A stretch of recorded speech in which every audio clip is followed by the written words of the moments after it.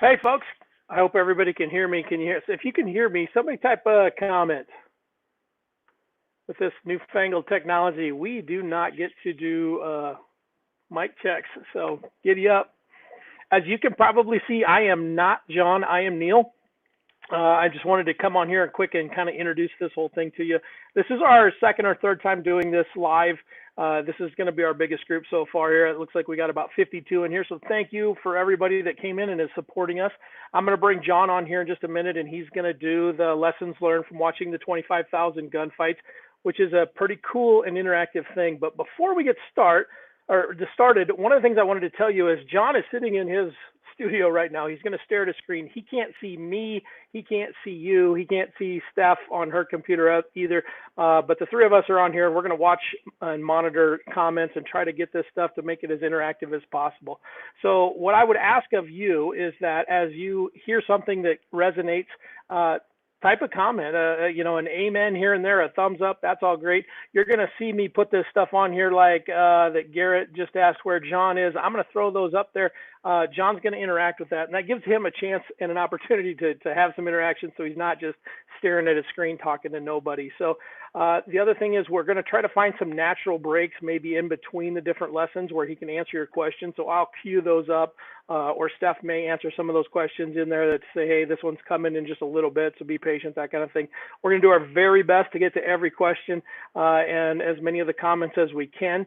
But just wanted to kind of give you a heads up. This is an interactive thing. Again, we appreciate you coming on and supporting us as we're doing this. We know that you're all stuck at home too. This is a great opportunity for you to sit through some stuff that a lot of people come to. We've done this for groups as big as about 400 is probably as big a group as we've done this for, down to smaller groups than we've got here tonight. I think 40 is about as small as we've done. So again, we appreciate everybody being here. So without much more here, I'm going to bring John on. John, are you ready? I can see him in the background. He's giving me some thumbs up here. And so here we go. Hey, John. Hey, Neil. How you doing, buddy? I'm good. How are you over there? Is it warm in Phoenix? It's delightful. I can look right now on my watch and tell you it is a high today of 84 degrees in Phoenix. We're just starting to feel like it's April. Like last April, we had 100-degree days, and this year, gorgeous, man. It's the right time to be living in Arizona.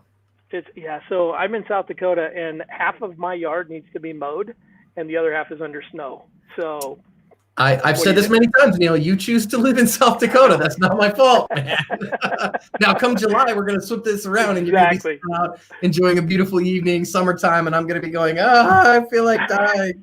So it's great. I'm excited. We're trying to, stay active and get out for a walk every day as we're all, on quarantine and those things. So, just trying to keep it out there. But Phoenix right now is the place to be. I hear you. Well, cool. Well, I'm going to turn it over to you. We've got 54 people in here and a few coming and going yet. And so I'm turning it over to you. I'll pop the messages up there as we can, and we'll take it from there. So take it away. Well, hey, everybody. Thank you so much for being here. I'm really glad. I'm going to be kind of going back and forth because I'm using my screen to kind of keep up with where we're at in our presentation as well. And please hear me. I know that I think we have a total of, around 75 or 80 people that have registered for tonight's seminar. And I'm excited to teach you. And I'm excited to try this in this format. We do this all over the country. And Scott Hull said, Neil, that comment earlier about the bad opening acts, you did good, brother. Yeah, Neil, you did a good job, man. For those of you guys who don't know, Neil is the Chief Marketing Officer at Active Self Protection, and he oversees all of our sponsor relations, and he does all kinds of incredible stuff and also runs the tour. He runs the Cover Your Ass tour when we travel the nation. So he's been in charge of this while we are all sitting at home and not training. Gosh, man, it's been tough for all of us, but hopefully we can get a little something out of this tonight together. And then after this, we can train together when we get the opportunity. So today's lessons, we're going to try to get through them actually as quickly as we can. We saved 3 hours on this. My goal tonight, because I get it, everybody's tushy is like, hey, man, I'm sitting here, whatever. Do I have 3 hours to do this? Instead, we're going to try to get it done in 2.5 today. Get you out of here specifically for the East Coast folks, because I know it's going to get late. So today's presentation is called Lessons Learned from Analyzing 25,000 plus gunfights. And I am your host, John Correa. Let's go to the next slide on this. If you want this presentation, this is what I want you to do. I have a PDF copy for you saved at that link. So go to get-asp.com/ASP lessons. And there's a PDF copy of this that will at least give you the basics of what we're covering tonight. So then that way you can have this. So you don't have to scribble furiously. Now, if you're a note taker, I know like our ASP CEO, Stephanie, is a note taker, but if you're not a note taker, then you can have that and it's there and it's available for you. Okay. I get this all the time, specifically from the YouTube audience. There'll be people who will drop in and say, so John, why are you teaching this? Like, what is your thing? Some of you have been around a long time. Some of you, of course, are folks that, come over on ASP Extra and you see this a lot more, but I want to give you a little bit about me. I started Active Self-Protection in 2011, so that you just have a little background. I started ASP in 2011. Really, honestly, when I first started the company, it was a way for me to write off ammo, quite frankly. I had been training, really carrying a firearm since 2006, and started training a bit then. It got expensive, so I started the company in 2011. I started the YouTube channel. Technically, if you go on the channel, it says it started in 2013. Really, we didn't do anything with it until 2016. But my qualifications to teach you today, I am a handgun instructor certified in an awful lot of discipline. I have all of the NRA instructor certifications in all of the NRA disciplines that they have. I am one of the inaugural plank-owning Rangemaster Master Firearms instructors. So that means I passed the Rangemaster Firearms Instructor Development course. I passed the Rangemaster Advanced Instructor Development course, and I passed the Master Firearms Instructor course. So I have had a total of 8 days with Tom Givens and his group, in addition to other stuff that we've done. I am certified by the Sig Sauer Academy as a firearms instructor. Actually scored a perfect score on their qualifications course there. Shootingperformance.com, certified handgun instructor. That is Mike Seeklander and Rich Brown, for those who know who those fine gentlemen are, and fantastic stuff. Right now I got about 850 hours of formal instruction as a student, probably close to 900 at this point. I have 14 years, as a fact, this week. I should change that. 14 years this week of martial arts study. I have a second-degree black belt in a derivative of Kempo known as Umas. I am currently a one-stripe white belt in jiu-jitsu. I'm having fun with that, except for not right now because nobody's rolling jiu-jitsu because of the COVIDs. As far as analyzing video, I am a Force Science Institute certified Force Science analyst. I am, as far as I know, the first non-sworn to be allowed through the Force Science Institute in about 15 years. They've started to open it up a little bit more. I kind of got Dr. Lewinsky thinking about that, but I was the first one that was non-law enforcement to be allowed to be a Force Science analyst, and that was a really valuable class, and you hear insights from Force Science in my stuff all the time. Now, teaching really is my core competency. I spent 9 years teaching undergraduates and 5 years teaching graduate students. Teaching students is my core competency. My first big boy job, I was in the U.S. Navy. So it's always funny to me when people say, well, John, why are you qualified to do what you do? Were you ever in the military, or were you a law enforcement officer? And I say, yeah, I was in the military for 8 years. And they go, oh, okay, cool. And I go, keep asking questions, goofball. My time in the military did nothing to prepare me to be a firearms instructor. I was a nuclear reactor operator in the Navy. It had nothing to do with firearms in any capacity. So that was my first big boy job. And I pastored a church in the Phoenix area here for 14 years, 2 different churches, one for 3.5, one for 10.5.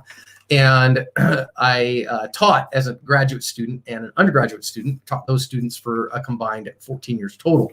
So that's kind of my core competency, is I love to teach. That's where I come from. And so for that, we now have, I brought that into Active Self-Protection and started the videos in order to make our lessons more evidence-based and to try to be a better handgun instructor. In fact, the YouTube channel came because as a handgun instructor, as a firearms instructor, as a martial arts instructor, I wanted my lessons to be real. I wanted people to be prepared for what really happens. So we started watching the videos. That is really a new thing that as early as 2005, there was no such thing as a video hosting service.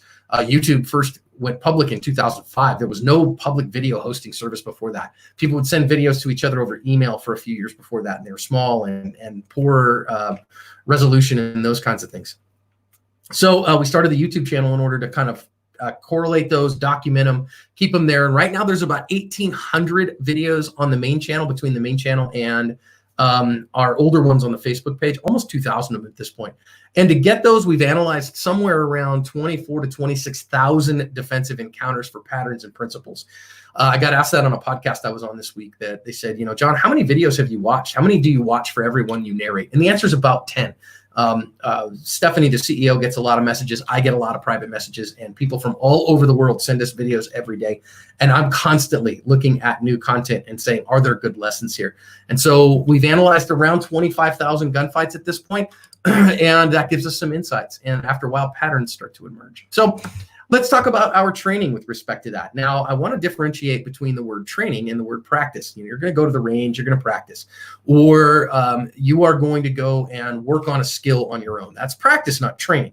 Training, on the other hand, is working underneath a competent instructor in order to get better, who can give you feedback and guidance and help you in the way that you should go. And Neil, if you'll pop that back up, we have some principles of training. Your training, we talk about the 3 R's. The 3 R's of your training. Your training must be recent, it must be relevant, and it must be realistic. Scott Hull asks, is there any rhyme or reason, like some grading rubric for your analysis? Really, it's not like I don't give grades. It's a good question, Scott. I don't really give grades to self-defenders. I guess we could, right? I guess we could start a formal rubric and say, okay, well, you earned 37 out of 50 points. It's a much more qualitative rubric than it is a quantitative one, where we see principles that work or don't work with more regularity. And that's really how we do it. I hope that answers your question. If not, follow it up. We'll get another one up there for you.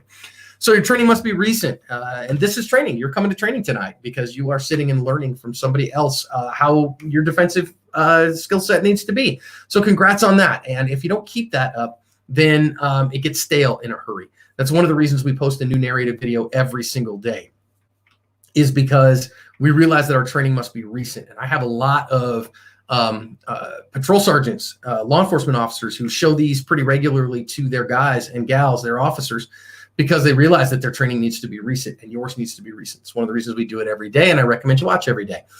Next, it must be relevant. It must be relevant to your world. I'll give you some for instances. I have a friend who was a face shooting door kicker in Afghanistan, an Army Ranger in the Ranger Battalion. And when he came home, he asked me for some help getting used to concealed carry. And we had a great talk about the fact that his work in the Ranger Battalion was amazing and good and important.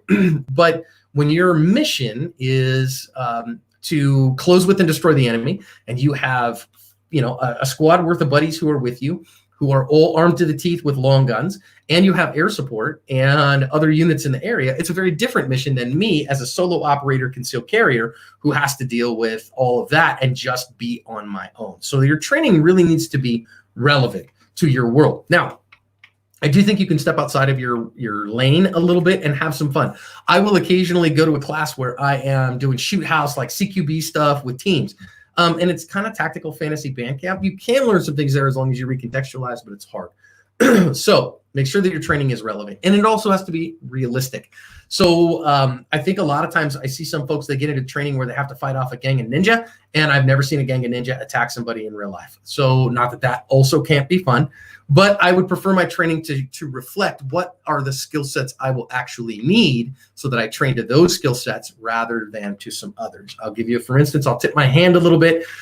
Training a really fast reload, I just don't have really any time for.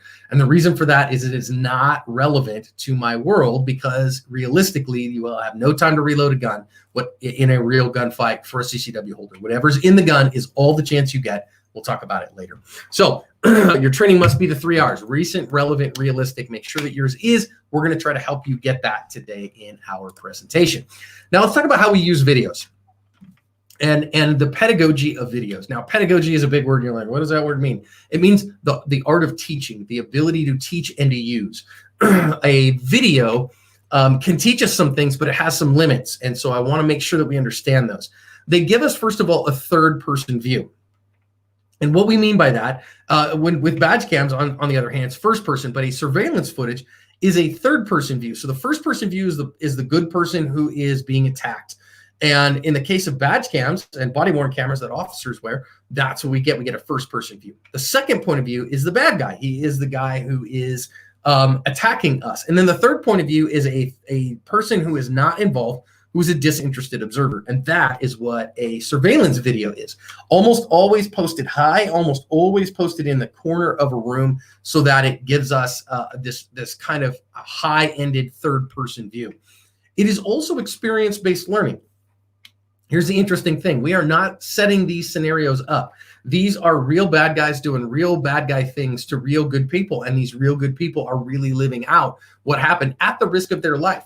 So we get to do learning here, not from hypotheticals, but from actuals. So kind of what we're doing here is reverse engineering. We're seeing these were the outcomes that actually happened, what was done right or wrong to them, and then how do we then bring that into our world so that we train to be good at the realistic things that people have actually experienced. So that's why we say that it is experience-based learning. And finally, we use them very well because your brain actually has a very hard time differentiating between actual and virtual for experience. You have to kind of make sure that you recognize that. And anybody who says otherwise, I can give you 2 examples of this. Number one, if you are on your Facebook and you see like one of these first-person videos of me, of like a gosh, the words, John, words are hard, of a roller coaster going over a dip. When you see that roller coaster going over a dip, what you see from that is you get this butterflies in your stomach. Hang on a second. Very good. You get the butterflies in your stomach as it goes, whoa, over like that. And the reason for that is your brain can't differentiate between it actually happening and you sitting there. Even though you're sitting in a room where you're not going over the ledge, you feel that in your stomach. Secondly, we had this great experience that Neil and Stephanie and I got a chance to see. And we got to go to a simulator and we got to go look where they train pilots. And do you realize that the FAA now allows pilots to fully certify to fly an aircraft without ever actually flying that aircraft for real? They do all their training in the simulator, and the first time they're in an actual real version of that airplane, it's with passengers aboard. That happens now because the brain can't differentiate between actual and virtual for experience. So they use the simulator because you can do all kinds of things in a simulator that you would never do in real life because it's far too dangerous. Likewise, with videos, what we get is, of course, we wouldn't want to put you in a room with a guy who actually wants to kill you and you have a CCW gun and you've got to defend yourself. That would be highly dangerous. That would be really stupid. Instead, what we want to do is we want to actually give you an opportunity to see what somebody else did, and you can't differentiate between the actual and the virtual anyhow. And so therefore, you get the experience from experience-based learning without the danger, just like when Neil and Steph and I were looking at the pilot training, the aircraft training. You can put all kinds of crazy stuff on the airplane when it's virtual that you could never do when it was real, because of course it would be dangerous and lots of lives would be endangered. We wouldn't want that. So that's how we use videos. We use those videos to put ourselves in that situation without the risk that our brain cannot differentiate between virtual and actual. And then you move forward from there and you go, aha, this is a third person view. Okay. So let's go take though at some of the limitations of video. Okay, let's look at some of the things that we go, man, we got to watch out for that. Number one, they don't provide a perspective from the eye level. Now, the lapel cams that you see officers wearing, the lapel cams are kind of close. So Neil, if you could put me back on camera for a minute, the lapel cam that I'm talking about is sitting up here on the officer's shoulder, right? So you see officers will wear a badge cam, a body worn cam. A lot of times you see that body worn cam is sitting right here in the high center chest. But what we're starting to see is these lapel cams that are like a little bird up on their lapel. And those are a lot better because it's closer to their eye level. I've even seen some that are glasses. Those are kind of rare, kind of expensive. The problem is that we've seen some officers, if they're on sunglasses, they'll then pick them up and put them on top of their head when they're interacting with somebody. And we get to see the ceiling when what we want to see is what they're seeing. So the lapel cams, I think, are kind of the best. So the first limitation is it does not provide a perspective from the eye level. What it does instead is you see is it's this this very high angle from the surveillance footage. So it's way up here in the corner when the action is down in the middle. So that's something that we have to look at. The lapel cam does come close. The camera resolution does not take our vision into view when it's looking at things. So a lot of times I'll hear people on the channel, on the big channel, and they will say, well, John, how come he couldn't see that? Well, you don't understand how the eye actually sees. And I can show you how this works, that the camera resolution across your whole screen is 1080 or Retina or 4K or 8K or whatever it is. It's this beautiful high resolution display. Even your mobile device, right, has a very high resolution. But now let's look and see this. So here's the thing. I'm again, here's a couple things. We kind of got a message that the slide is hard to read, and okay, I get that, but listen to me is what I want you to do. I will show you the slide occasionally when I need you to see it. Go download it if you want, and you can have that for all time. And my goal is not to have you read so much as to hear me, and we're going to interact through these things, okay? So here's how you can see your Fovea Vision. You see that time, you see it on my phone, right? But what I want you to do is I want you to stare straight ahead, and then I want you to see, when can I actually read that time? Not what I think it says, but when can I actually read what it actually says? And there it came into focus, and I could actually read it when it was literally right in front of my face. I would strongly encourage you to try that on your phone as well. And what you'll see is the fact that while you have this beautiful high definition display and your eye can bounce all over and see, if you're paying attention, you can only see one part of it at a time. You're seeing this, and all this over here is gone. And then I go look down over here instead. And when I look here, then I can't see anything else over here. And that's just the way that your eyeball works. If you want to know how much you can actually take into account, if we were thinking of something that's 7 yards away from you, if I take my hand all the way out, I stick my thumb out, and I look at my thumbnail, about that half of that thumbnail is about what I can focus on at any given time. So one of the limits of video is that the camera resolution is much higher than the way my eyeballs work in terms of how much it can see. The eye will see this little tiny little piece, and then everything else gets fuzzed out by my brain so that I can see that. That has to do with the processing power in your brain. Your eyeballs are taking in literally billions of bits of information a second, and your brain can only process several thousand of them. And so it does that with your foveal vision. And that has to do as well with how tight the rods and cones are packed into your eye in your retina. So the next limitation that we have of this is that you get a 2D view of a 3D world. So we are living in a 3D world. There is not just height and width, there is depth. But when you are on a video, you only have height and width. Depth can be very hard to see.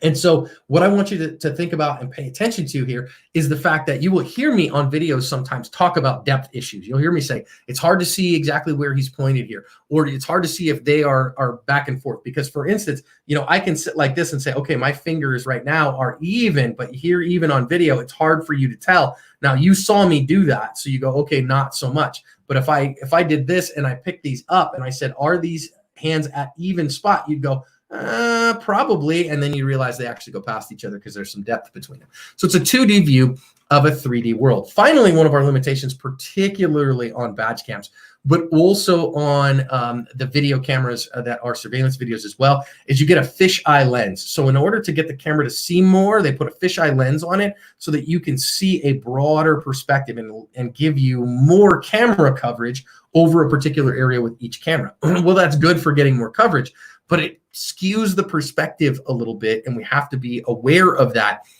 in order to see that, we're going to see that perspective skew, so we have to control for it when we are looking at video. So I tell you all that now to say this is why I'm going to help walk you through some of these videos and what they teach you every day. It's kind of fun. I'm kind of uniquely qualified to do this. I don't know anybody who has pursued the level of qualification that I have in these disciplines in order to be able to do what I do. There are plenty of other guys and gals out there who are more qualified than I am in a particular arena, but not a whole lot of people that have kind of the full tilt Monty that I've tried to put together. Now we just understand what videos do and how good they are for us, and the fact that we have seen so many of them. Now, I will say this. I can't tell you that the videos that I've seen represent a representative sample. When we call a statistical representative sample says this has all of the kind of generalized outcomes that all of these have. I can't tell you that because of the selection bias, because I can't tell you that we have recorded a representative sample, or that I have enough of them to do that. But at some point after analyzing 25,000 videos or so, you start to see patterns emerge. So what I'm going to bring you now for the next 2 hours, and we're going to go through these pretty quick, is I'm going to bring through the lessons that I have learned and see again and again and again in real life encounters. These are the patterns that I've seen emerge on the videos that I have been able to analyze. There are enough of them, I think, that at this point that we have a representative or something approaching a representative sample, so we can say these lessons are applicable for self-defenders as a statistical rule. And number one of that is, now we're going to go for there. And the number one thing that I see people have problems with is their attention, is that they get this guy, again, their mobile device, and it sucks their attention away. When the reality is that attention buys you time and time buys you options. If you are paying attention to your world, you will oftentimes see far more than you will and give you much more time to deal with a problem. And really, here's the fun thing. When attention buys you time, works for you in many areas of life. If you're driving a car, you got to pay attention to your world because you got to see past the bumper of the car in front of you. If you're only paying attention to the bumper in front of you and not to general traffic, well, then guess what? When that guy has a problem, you have a problem, and there's nothing you're going to do about it. But if you're looking 2, 3, 4 seconds ahead, couple, 3, 4, 5 cars ahead, you're looking around you, seeing what's coming around in your world, then that lets you have options in order to do the right thing to get out of the problem before it becomes a big deal. That number one is a huge deal. Attention buys you time. Time buys you options. And I have a couple of videos that show this. So let's go, Neil, over to the videos and go big screen on that.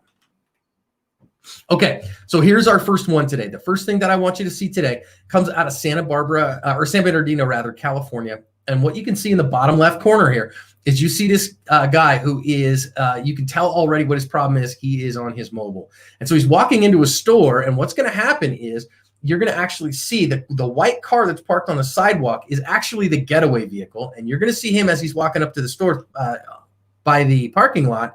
You can see two guys come from the left side of the screen and target him for the fact that he's on his phone. And you can actually even see one of them pull a big old crowbar out from under his jacket. So go ahead, Neil. So you see him there. He's just walking and dooting, right? And waiting there and all engrossed in his phone. So he doesn't see these guys coming up behind him. One of them pulls actually a crowbar. Then they knock him over and they want to steal his phone and his backpack and all this stuff. Now, it happens to be this guy's best day because there's 4 people in the UPS store that decide they don't want him to get mugged. And they go out and chase these guys away. Those guys got away with nothing. They actually recovered his phone and all that stuff. However, what I want you to see is the fact that he was not paying attention to his world got him in a lot of trouble. And it kept him from being able to protect himself because he wasn't able to see what's going around. Now, I'm going to tell you why, again, the smartphone. And I'm going to give you a little bit of insight as to why that is. So what you see here is I want you to take your cell phone and I want you to think about what you would do to check your social media right now. So if you're like me, go do that. Grab your phone and check your social media. You did the same thing I did, right? You stuck your phone right here on your xiphoid process. You stuck it right here on your sternum or close to it, and you put your nose down. Well, guess what you've just done? You've sent your brain a signal that you want all your vision to focus right here in front of you. Now, if you paid attention, and again, I know you're here on a screen, some kind of mobile device probably, but what I want you to do is look off across the room from you, and then just use your hands and think about, okay, how big is the window I get to see out of right now? Like, I can see these fingers just barely if I'm looking out in front of me. I can see these fingers. That's about how big my window is. I can extend my hands to kind of see how big it is. Then what I want you to do is take and look at your device again and be checking your social media and then see what happens to your attention, what's your ability to see much less. You've lost most of it. And you see that. And that's not because you're a terrible person. It's because you've given your brain some biophysical signals. And those biophysical signals, when you're holding things like this here right in front of you and you put your nose down in particular, it says to your brain, focus here and get rid of everything else so we can really focus and have a lot of processing power here. The way that you fight that is you pick your nose up and you push it out to arm's length. If you push this out to arm's length now and your nose is up, go check your peripheral vision again. And what you'll see is about 90% of it has come back. And so if you want to pay attention, even when you have to check your phone, do that. Even better, do something like a smartwatch. I love the smartwatch because somebody calls me or texts me or something. I can look at it and go, nope, I don't need to talk about that. I don't need to talk to that person. I'm good. So smartphone. Justin Doig says, good for incognito and you don't get engrossed in your phone. Yes. The other part of that is that, remember, your mobile device is a highly valuable item. I mean, this is an iPhone 11 Pro Max, right? So when it was brand new, I think these were like $1,200. Probably a little less than that now, but not much. So when you're flashing it around, hey, I got this really expensive phone out here. Bad guys look at that and go, yeah, I could grab that and sell it for $100 somewhere real fast and get something out of that for me. So when you're flashing that around, man, I wouldn't recommend it. Anthony Alonso says, yep, I turned push notifications off for all my social media for my phone. Really smart idea, I think, on a number of levels, Anthony, because it keeps you out of your mobile device in general. I'm just saying in public, the best thing you can do in public is stick that phone in your pocket and leave it there. Now, of course, in this day of worrying about COVID-19, the reason that you want to do that as well is that, especially if I'm wearing gloves and I'm touching things out in public and I'm worried about them being infected and worried about them being, dirty, then I stick my hand in my pocket to get my phone. Guess what I've just done? I potentially infected my pocket and my phone. So that's not the way that I want to do that, right? Right. So we want to keep that off of, and just, put that in your pocket, deal with it when you get home.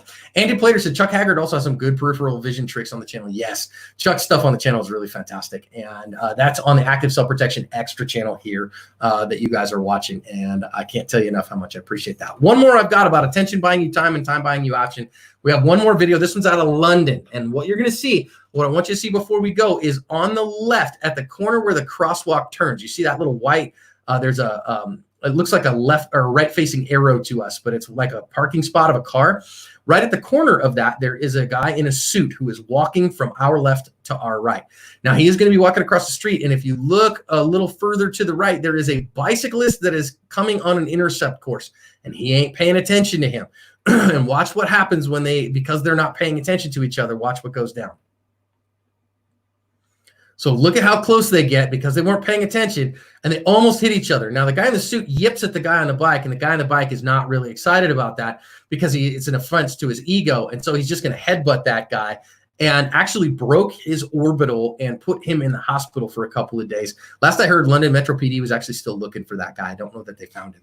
But imagine if our guy was just paying attention while he was starting to cross the street. Imagine if while he was crossing the street, before he ever got there, he's just looking around to his world and sees this guy on a bicycle barreling through and is able to just keep a step back. Dude goes through, then controls the ego and says, all right, whatever, dude, have a nice day.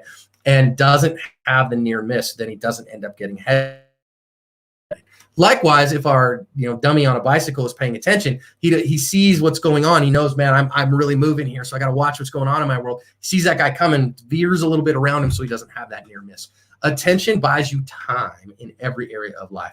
Anthony said ego battle at its best. I totally agree, Anthony. The guy yips at him, and then we got a problem, and now we got to fight, and the ego battle's terrible. So again, attention buys you time. Time buys you option. And, this is where most people say situational awareness. They always talk about this idea of you got to have situational awareness. And my thing is that how do you situational aware? Well, situational awareness is only part of things. You see, what the reality is you need personal awareness. You need to know who you are, everything in me, on me, and around me. Who am I? What am I doing? Maybe I've got a bad knee right now, or maybe I don't feel well, and so I'm not paying as close of attention. Or, maybe I'm anxious today and I don't know why. So that's my personal awareness. Then my environmental awareness is what's going on in my world, what's happening around here. Then situational awareness is how does that environment and the changing in that environment, the people in that environment affect me. That's situational awareness. So situational awareness is only part of your mama told you when you were 4 years old, which is paying attention. Okay, simple as that. I like to use the simple terms when I can, and your mama taught you when you were 4 years old to pay attention. So that attention buys you time, and time will buy you many options. An awful lot of times I see people that get into defensive encounters, they get victimized in muggings, not because they needed to, okay, but because they chose to because they weren't paying attention. Scott said situational awareness is more than a buzzword. Unfortunately, the problem is that for a lot of people, it is a buzzword. In the tactical training community, it's kind of just a buzzword. It's a thing that we go, yeah, situational awareness. And we don't really think about what it entails. And so instead, I just tell folks to pay attention to see what's going on in your world because your mom has been telling you that since you were 4 years old. All right, let's go on to number two. Number two, in public, the places for attacks is almost always what we call transitional spaces, okay? Now, I will say that transitional spaces, that phrase was used by Kelly McCann as early as the 80s in its architectural sense. In an architectural sense, a transitional space is from one kind of space to a separate kind of space. So from outside to inside, from the foyer to the office area, they would have transitional spaces. And Kelly used that in doing SWAT operations and those kinds of things. I'm the first one that I know of that's used it with a defensive definition. Definitionally, a transitional space that is anything that allows two things. Number one, it allows easy entrance and hiding for a bad guy. It allows them to attack with an element of surprise. And then number two, it allows them to escape rapidly. So When we talk about these, we call them transitional spaces because they very much tend to be places where people are coming and going. They almost always are not where people are, but where people are coming and going. Restaurants and convenience stores and places like that. You almost never see these attacks in the middle of a mall because there's very little way for them to get away. You can occasionally see it, but very rarely because, again, the getting away is very difficult. Almost never in an airport, in the secure area, because same thing, very hard to get away. There's all kinds of cops around. Very difficult to get away from those environments. But where you see a doorway to the outside, convenience stores, gas stations, sidewalks, your car when it's stopped, these are all places that we call transitional spaces. And that's almost always where they are. So you should be kind of quizzing yourself and thinking about, is this a transitional space? Is this an area that would allow a bad guy an element of surprise and attack and rapid escape? If it is, okay, then I need to pay more attention in this environment. Not that you need to be paranoid, but you need to be aware and pay attention. So then that way you see what's going on in your world so that you have more time and therefore more options. I have two of these for you to show you what a transitional space looks like. The first one is out of Venezuela, and it's a sidewalk cafe. You can actually see the stripe on the top left of the road, and all these people are just having a little roadside cafe and having a little spot of dinner. I know we all miss that in our lives. We'll be back to it soon, I promise. Now then, when everything gets going, what I want you to see is from the left-hand side, you're going to see two dudes on a moto, and they're going to jump off and initiate their attack immediately. This is a transitional space because, again, the road allows somebody to come very quickly. It allows them to rob because you have a stationary target, and it allows them then to get away quickly. And those are our required elements. Now, what you're going to see is they're instantly going to set about robbing these people. Go ahead, Neil. See him instantly jump off and start robbing folks. Now, what he doesn't know is that's an off-duty cop who has a gun and actually says, "Hi, friend," and gets after him instead. And he gets, a little lead surprise for his day. There's actually another off-duty cop's going to show up and going to help him, which is kind of cool too. But what I wanted you to see out of that is the fact that the attack happened very, very suddenly because of the transitional space. Next one that we have is out of Philadelphia, Pennsylvania. This one was on the channel not too long ago. And what you see here is you see a clerk who is just minding his business on his daily activity. But notice that this is a retail shop that is in a shopping center, not a mall. And so therefore it is a transitional space because you're going to see the bad guy come to the door from the outside, and he can get in quickly before anybody sees who he is because it's hard for anybody to see inside what's going on outside. He's going to be able to rob quickly and then get away. Now, what this guy doesn't know is that this clerk is prepared for him. So go ahead, Neil.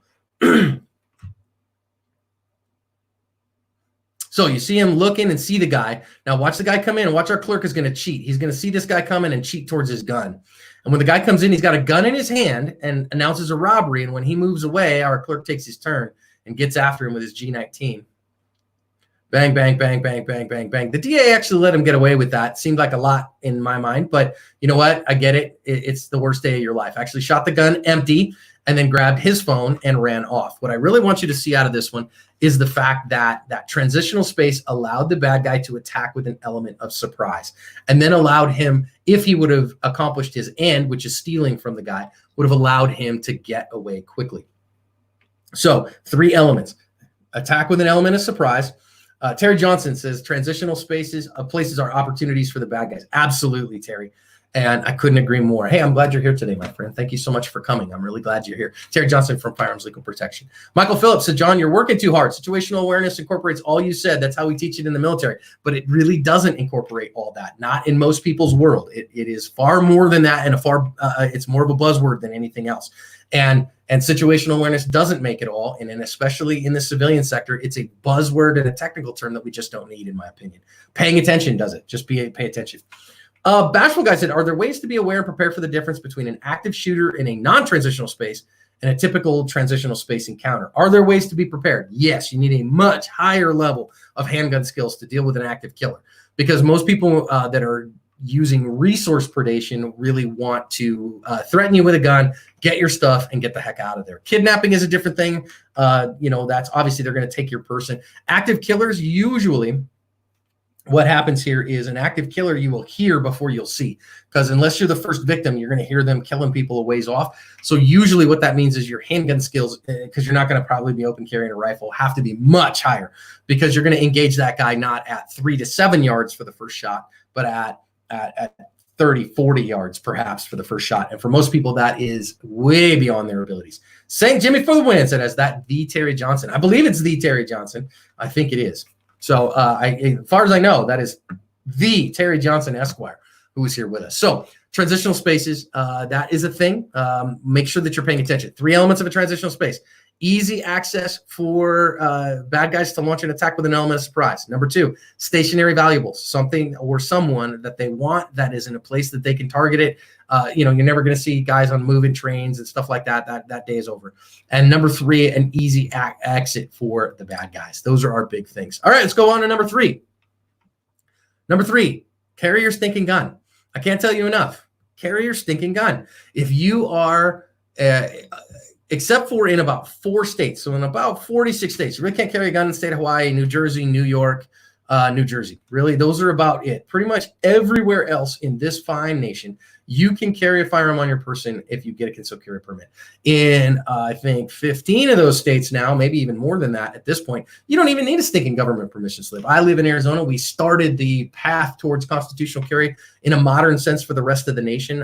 Alaska and Vermont always had constitutional carry, but Arizona is the first modern state to go constitutional carry, and it's great. We don't have any problems with it here. I hope that trend continues with a huge rise in new gun owners in America. And I can't tell you enough, if you have the ability to carry a gun, carry your stinking gun. I have a friend, Greg Ellifritz. He is a cop in Ohio and also an excellent national level trainer. And Greg, when he pulls people over, he's going to give them a traffic ticket or whatever. In Ohio, they must inform an officer if they have a concealed carry permit, and especially if they're armed. And so when people say, hey, can I have your license, registration, proof of insurance? And somebody say, yes, and I have a concealed carry permit. They have to acknowledge that. He'll ask them, are you carrying your gun? And I'm going to give you a second to guess what percentage of people are actually carrying when they tell him that when he pulls them over. Got a guess? The number's 13%. He keeps that mind. 13% of the people that he pulls over is actually carrying their gun. And he will scold them and say, listen, I can't be there to protect you. You need to carry your stinking gun. Tell you that as well. That old adage that when seconds count, the police are only minutes away is utterly true. Very rare that the police are going to come and save you in the moment. Very rare. In fact, I have like maybe 2 on the channel where that happens, but it's very rare. And so you are the primary agent in your own rescue, and you will want your gun on that day. I'll tell you, with me and mine, I am not gonna get smoked by a bunch of bad guys and then get to heaven and Jesus looks at me and goes, where was your gun, dude? I gave you the ability, but you didn't use it. What's wrong with you? I am not gonna have that. Justin said, I'm not carrying in my apartment at the moment, but there is a Glock under my desk I'm currently at. Well, okay. We can talk about home carry and those kinds of things as well. If I was carrying a firearm right now, if I did have one right next to me, this is a YouTube live video for me to show you that gun would violate the terms of service, and I wouldn't do that. So carry your stinking gun. I have 2 videos for you to show you 2 different options on that. Number 1, the first one, if we go to that, Neil, is out of Sacramento, California. So what we see here is very typical California is dude's parking his Prius. And what you're going to see from the right-hand side is an older Mercedes that actually ends up being stolen that's going to come and case them, then come around and jump out with a gun at him. So go ahead and go with that, Neil.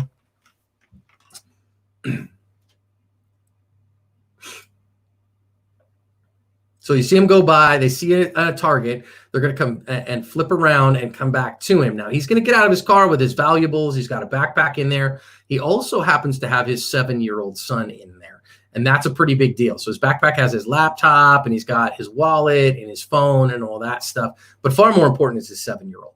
So what we see here is our bad guys are going to come out, and you're going to watch him jump out with a gun in his hand and just say, give it up, give me your stuff. So he jumps out with a gun in hand, get out, give me your stuff. The guy's like, whoa, man, I don't want any problems. Tosses his wallet, which is actually good tactics, throws his backpack back in the car, and then says, here's my watch, whatever. When that other person comes up, they honks at them, and they jump back in the car, and they run off. Now, again, that guy didn't have a firearm on him, even though he lives in Sacramento County, and he could have a firearm on him because the Sacramento County Sheriff is a shall issue CCW sheriff. California is may issue, so it is county by county. Sacramento County does. But he didn't have a gun on him, so he had no options. Dude points a gun at you. You got no gun. Hey, man, whatever. And he doesn't close the distance, especially. Okay, man, here's your stuff. Have a nice day. I got no options. We got one more, though. It's actually one of the more famous videos on the channel. And this one comes out of Rio de Janeiro, Brazil.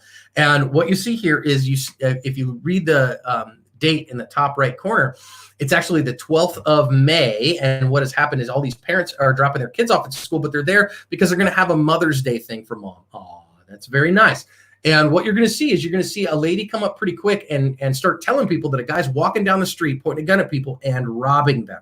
And that's obviously a pretty big deal. So what we see here is watch what goes down when that happens. So go ahead, Neil.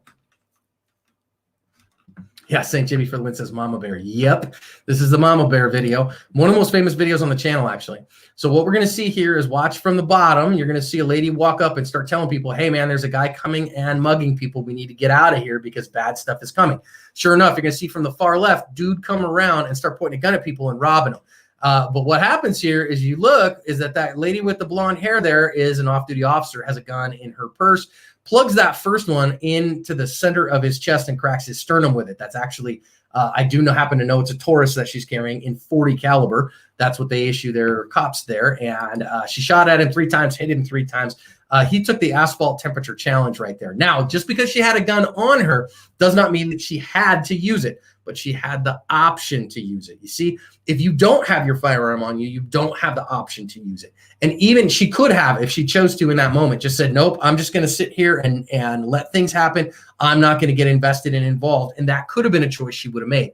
But she had the option to draw her firearm and use it and end the threat much more quickly. And that's exactly what she did. The other guy, on the other hand, never had the option. He just, oh, man, whatever you want, dude. Here's your stuff, whatever, because he didn't have his firearm on him. So rule number 3, our third lesson is carry your stinking gun.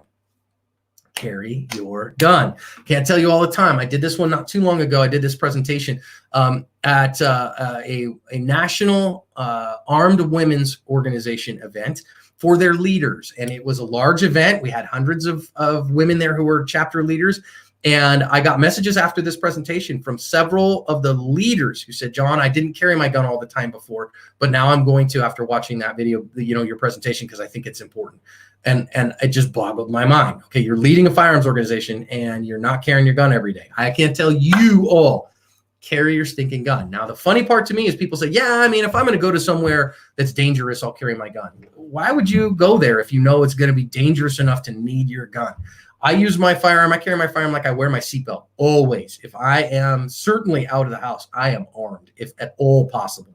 And the same way that I get in the car and I put my seatbelt on always, because it's a preventative measure. I won't know that I need it until it's too late to go get it if I don't already have it. Okay, carry your gun. All right, number 4, before we take a quick break. Number 4 says about a third of the encounters of all kinds that I narrate on the channel involve multiple attackers. Now, there's some interesting stuff here that integrates with number 3, that about a third of all the encounters that I narrate involve more than one bad guy. Now, is that a lot? Yeah, that's a lot. That's a high number. That means 2/3 of the time you're going to be facing a single bad guy. However, facing multiple bad guys is a high probability, a third of the time. If you get that statistically unlikely time when you have to defend your life, there is a significant probability that it will be against multiple attackers. When I say carry your gun, I also say carry the highest capacity firearm that you possibly can, that you can in your jurisdiction and with your operational requirements and your concealment requirements. Because that little 5-shot J-frame snub nose sounds great until you've got 3 attackers you have to deal with. Now, that said, what I tend to see on the channel is I see people use more rounds against a single bad guy than I do against multiple attackers. And here's the reason for that. If I have a single attacker in front of me, so I'm your attacker, right? And you decide, man, I got to get the gun out and go to work. You see me and I go bang, bang, bang. And I put 3 shots in the guy. And what is he doing at that point? Probably about the same thing. He hasn't fallen over. He hasn't done bad stuff. He hasn't run away in fear yet. So I see him bang, bang, bang. He's still there. Bang, bang, bang. He's still there. Bang, bang, bang. Bang, bang, bang. I get about 12 shots down. And then finally he is down. The gun is gone. He's run off or something like that. So maybe if it's, 8, 10, 12 shots, very common. Let's say I have 3 bad guys. I have bad guy number 1, bad guy number 2, bad guy number 3. And I decide it's time to go. So I draw the gun and I put 3 shots in bad guy number 1 because we follow the boarding house rules. The boarding house rule says everyone gets firsts before anyone gets seconds. Now, first is not 1 round. That's not a bite. Not everybody gets a first bite. They get a first serving.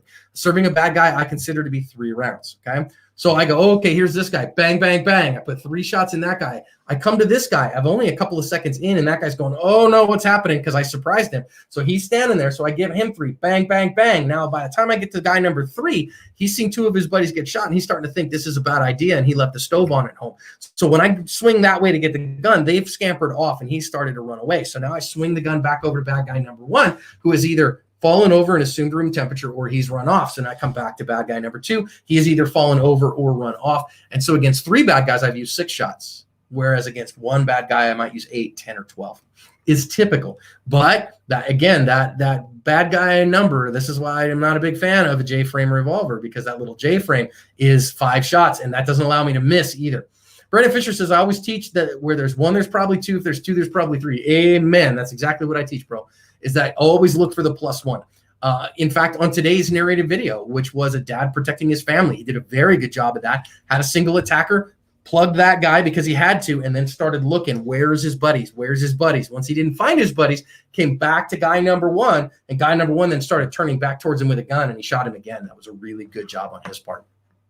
Okay, I have 2 videos to show you on this. Multiple attackers. Number 1 comes out of Brazil. Actually, both of our videos on this one come out of Brazil. These are 2 guys who are off-duty cops that are, it's 4 o'clock in the morning. They're on their way to work out.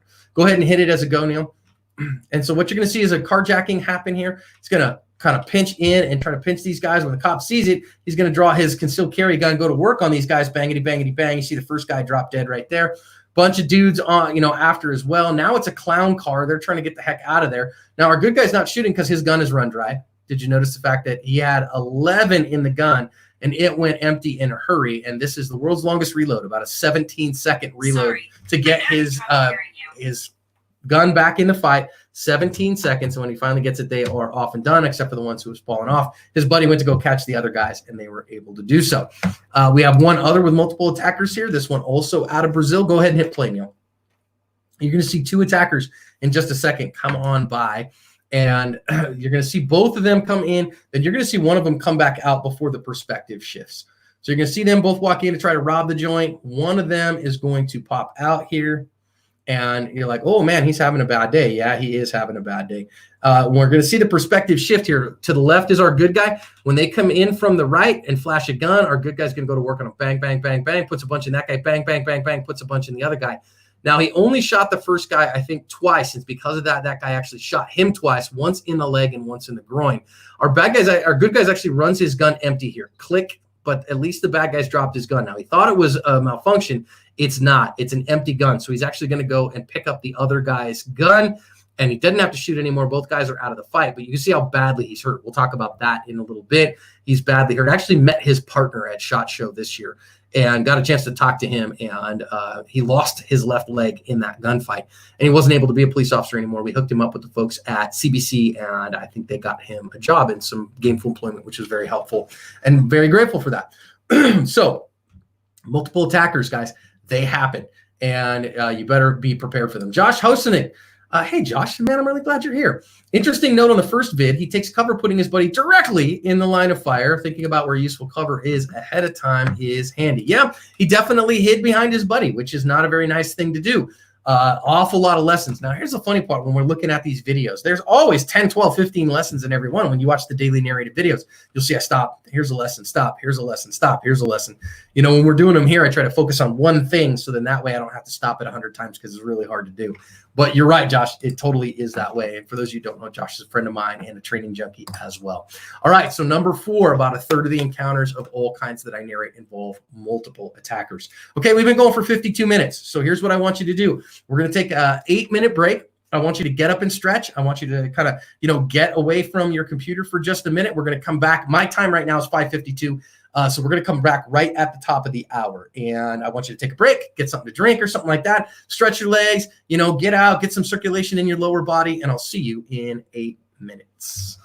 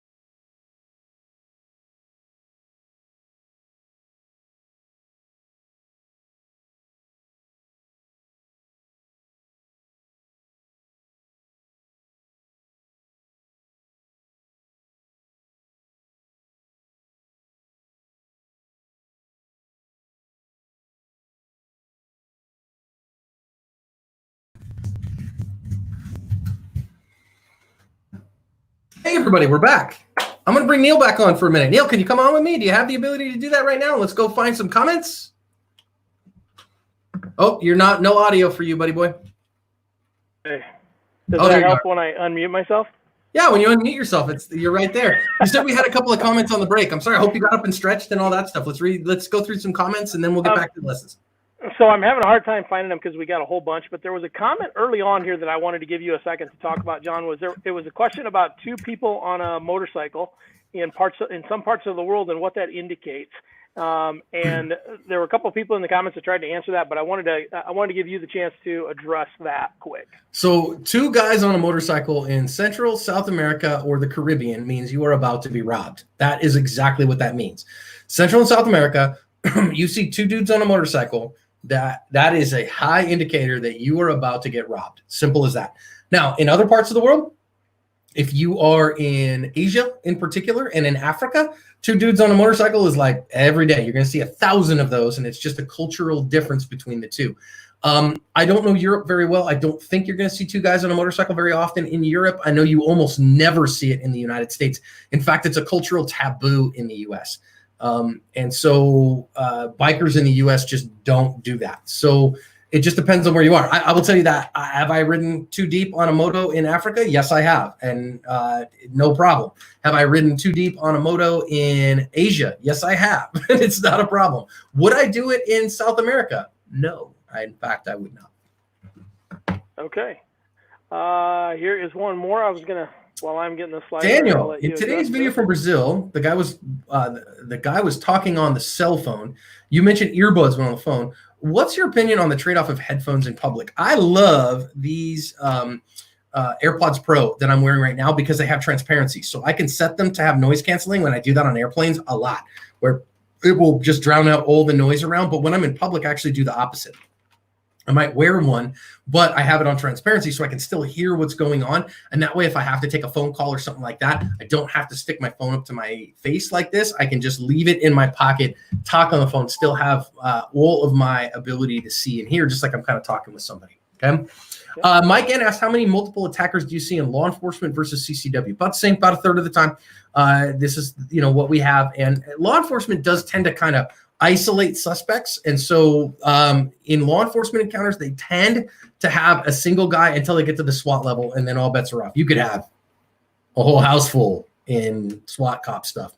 But a lot of times in the law enforcement side, they do a pretty good job in the pre-attack of kind of isolating people one-on-one. So if I had to guess right now, I haven't really done that analysis, but if I had to guess, I'd say it's probably more prevalent in CCW encounters than it is in law enforcement. Good question. And then there was a rousing round of who likes their ammo best and what is good ammo during the break here. So talk a little bit about ammo real quick. I think there's a great series on Lucky Gunner on the Lucky Gunner website. LuckyGunner.com is one of our sponsors. Love Chris and his guys. And they have a great ballistics comparison of all kinds of defensive ammo of all types. So 9mm is king. 85 to 90% of people are carrying 9mm. And the best performers there really are 2, Federal HST and Spear Gold Dot. Really are the best 2 performers. If you said, well, but I don't want those 2, I don't know why you wouldn't, but okay. The third one I would go with is Critical Duty. Hornady's Critical Duty line is not defense, not critical defense, but Critical Duty is an acceptable round as well. And those are the only 3 that I recommend. Okay. With the Spear Gold Dots and the Federal HSTs being top 2 by a shot. Follow-up question. Anthony asked, you don't think having headphones makes you look like food? It can, but it's not the only indicator. What's really more of an indicator is that your head is down and you're not paying attention to your world, and you got your hood up and you can't see. If I, for instance, again, I do tend to do this. So my right ear is my dominant ear. So I will take that ear out and have a single ear in so I can talk on the phone. It's like having my phone up to my face. And then from there, still seeing my world, this does not look like you're not paying attention to your world, and therefore makes you not look like food. All right. I think that pretty well covers it. There's still more comments on ammo, but there always is going to be comments on ammo. So, if you're ready to move on, let's go. All right. Let's do it. All right. So our next lesson, number 5, is a technical term. So we've really talked about a whole bunch here. We've talked about paying attention to your world. We've talked about being aware of transitional spaces. We're talking about carrying your gun.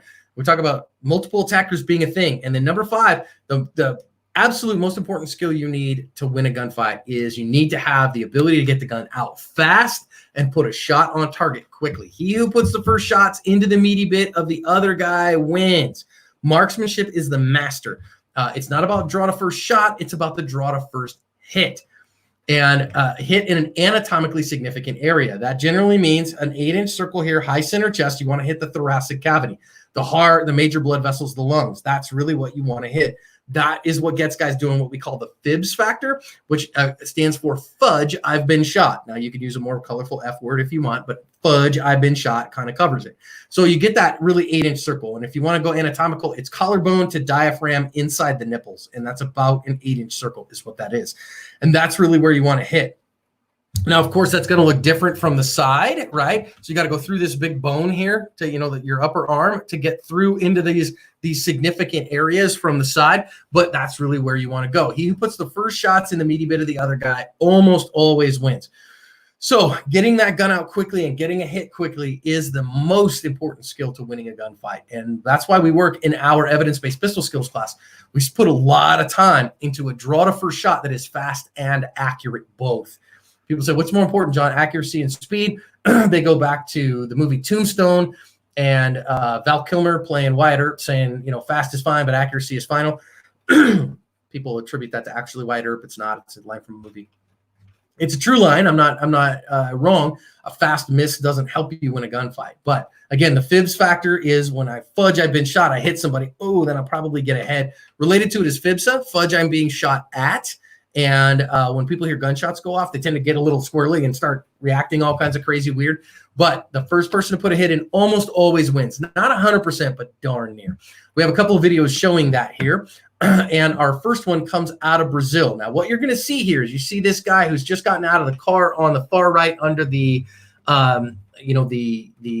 date stamp there. And what we've got here is we've got Dirty Mike and the boys who are here and looking for their first soup kitchen of the day. And that dude is going to roll up on this car looking for an F-Shack. But what's going on here is that the guy inside the car is armed. So Neil, go ahead and roll this one. And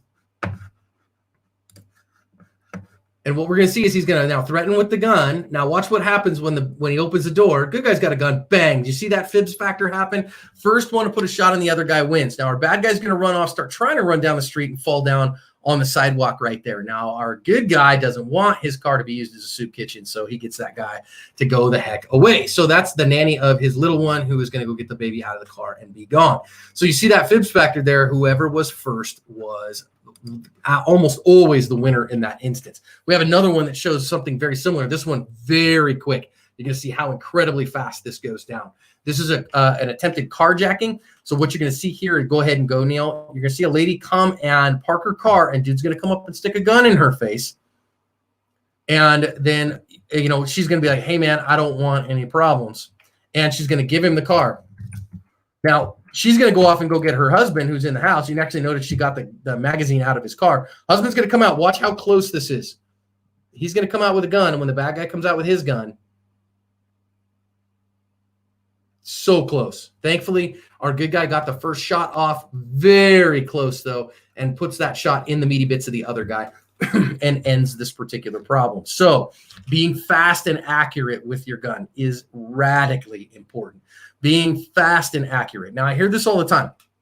I hear people say, well, John, I don't like shooting competition or using timers and those things because, competition isn't gunfighting. Well, you're right that a competition shoot is not a gunfight, but every gunfight is 100% a competition. You just don't know what the part timer is. And you don't get an audible beep, you usually get a visual cue. So that's contextual things that need to be done. However, learning to shoot quickly and accurately is an incredibly important skill for gunfighters. Stephanie decided to comment, and we've reached the part of our broadcast where John is making the other guys' references. All right, everybody, it's 9:15. Let's have a great day. So we want to make sure that we are fast and accurate with our gun. Have I beat that down? Okay. Here, let's talk about it a little bit more with lesson number 6. Gunfights are won and lost in tenths of seconds sometimes. Being first is foremost. Now, what that means in this particular instance is I have seen people who have had to try to chamber around in their gun and die because of it. I have seen people who have fumbled to take a safety off of their defensive firearm and lost their life because of it. The gun has to be ready right now. I've seen times where chambering a gun has worked out okay. We have one that's going to come up on the channel here in the next couple of weeks where we're going to see a guy that waited too long because he had to chamber his gun and it took him too long to get in the fight. And I think that he actually shot when he probably shouldn't have because he knew he couldn't get his gun out in the fight fast enough because he had to chamber around in it. So gunfights are won and lost in tenths of seconds. So that means A, your gun needs to be in a place you can draw it quickly, which means on your waist and generally much faster appendix, just FYI.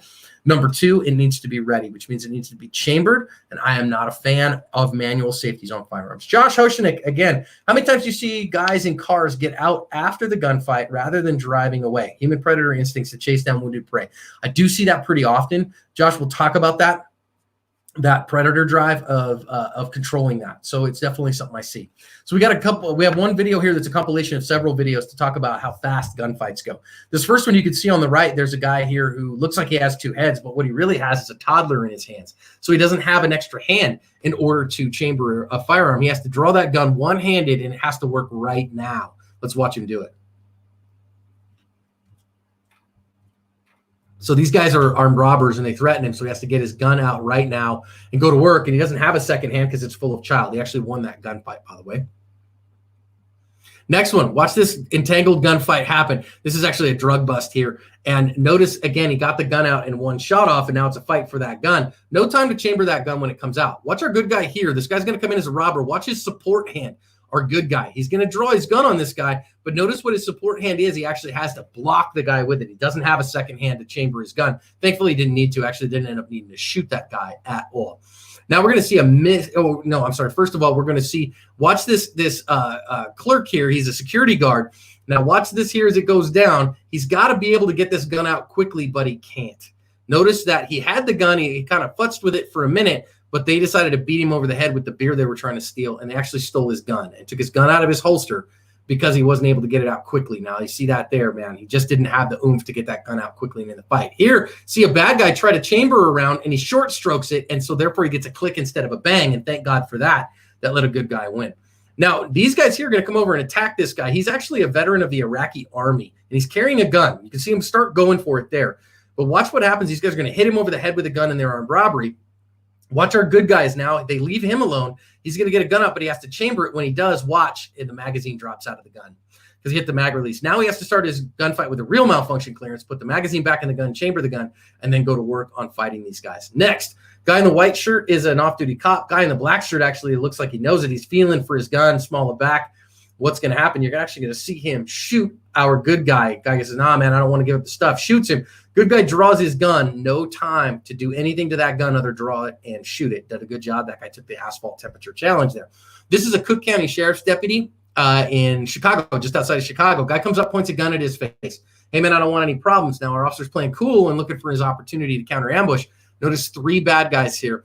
Now watch what our good guy's going to do. Hey, man, I'll give you what you want. I'll give you your stuff. He's going to end up drawing a gun, but watch, no time to chamber around here. He's got to get the gun out, bang, put the first one in that guy, and then the other guys scurry like cockroaches, which is a good thing for us.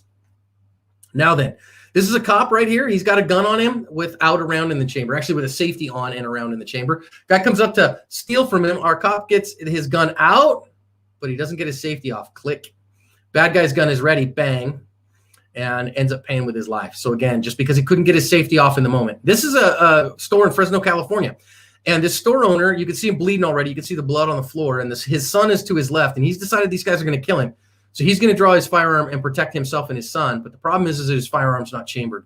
You're going to see him choose to go get his gun out. But the bad guy is first because he had to chamber around.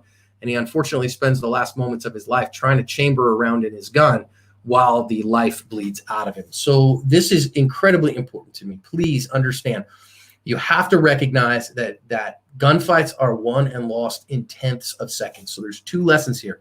Number 1, your gun needs to be ready, and it needs to be ready now. Number 2, those tenths of seconds matter, and you won't know how fast you are until you get on the clock, and you really won't get faster and better unless you do the work. And doing the work often entails going to a handgun class, getting under competent instruction. We spend a lot of time, several hours, teaching people an efficient draw and presentation and first shot on target of the other guy. And the reason we do is just what we talk about here. Because if right now you've got a 3-second draw to first shot, that's an eternity in a gunfight. You just saw how long those take. But if you have a 2-second draw to first shot, you're better. You have a 1.5-second draw to first shot, you're even better from there. You can get to a 1.0, man, that makes a huge difference. Okay. What I really want you to take away from this is that gunfights are won and lost in tenths, but you just don't know how many tenths you need. So you got to ask yourself, how fast do I want to be and how much am I willing to work to do that? And the honest truth is, if you put in 10 minutes of work, 3 to 5 days a week, you would be, and you did that effectively, you followed our dry fire plan, you're part of the dry fire group, you did what we were talking about, you would be so much faster than the vast majority of people. You'd be able to handle the vast majority of problems in that little work and maybe go into the range every couple months. All right, let's move forward. Number 7 is a myth that I hear all the time.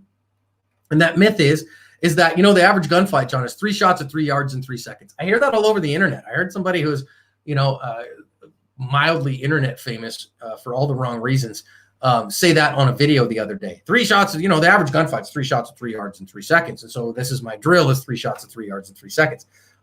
Except for it's a total myth. I've just never seen it backed up by any evidence whatsoever. There's nothing that I've ever seen. Now, if you look at the law enforcement officers killed in action report, LEOCA, that the Bureau of Justice Statistics puts out every year, you start to see some of that. But that's where the coup de grace comes in, that officers are killed with guns that get shot. They fall down, guy walks up to him, plugs one in his head, then that gets counted as a 0-foot gunfight. 3 yards, 3 shots, 3 seconds is just a myth. What I really see is I see shots. Let's see. Jeremiah Anzel asked, what's the average time to first shot AIWB, or he said AWIB, but you mean appendix inside the waistband, versus strong side, 3 to 4. I would say that the number of people who I know who have a 1-second draw to first shot strong side are very, very, very few. So I can see people that get a 2-second draw to first shot strong side all day long, as well as people who get a 2-second draw to first shot appendix carry all day long. 1.5, I see strong side all day long. I see appendix carry all day long. 1.0, that mastery standard, oh man, super difficult, especially from concealment. Strong side, not really difficult from appendix. So once you start moving into the faster realm, 1.2 and under, man, doing that strong side gets really sporty, particularly for people when you're not 20 years old anymore. That motion back this way, that shoulder flexibility just is not there anymore. And so getting there and getting back quickly gets very difficult. Okay. So what I really see, instead of 3 shots at 3 yards in 3 seconds, the actual shooting starts anywhere from 3 to 7 yards is very typical. Sometimes even closer than that, but oftentimes as many as 7 yards. I've seen actual defensive gunfights with shots at 15 to 20 yards is not completely unheard of. But I think 3 to 7 as the beginning of the fight is pretty typical, but they can open up from there 10 to 15 yards pretty quick. And I have a couple of instances for you of this. The first one, Neil, why don't we bring the first one up and then go ahead and just go with it, because it's got this big long intro. You see these guys that are just, hanging out, and there's going to be a bunch of hangout at this restaurant. I'm sorry, I need to edit this clip. And off camera, down to the bottom right, there's an actual on-duty cop who's sitting and eating his lunch. Now, if you look at the tile floor here, those tiles are 2-foot tiles. They're 24 inches by 24 inches is what they are. If you look at people's feet and you see what the sizes are and all that. And what you're going to see is, I want you to pay attention when the bad guy comes in, how many tiles are between the officer and the bad guy when he starts shooting at him. You're going to see the bad guy come in and actually wing a shot off in the direction of the officer, just as a negligent discharge, just as a threat to everybody when he comes in. It'll be in just a sec.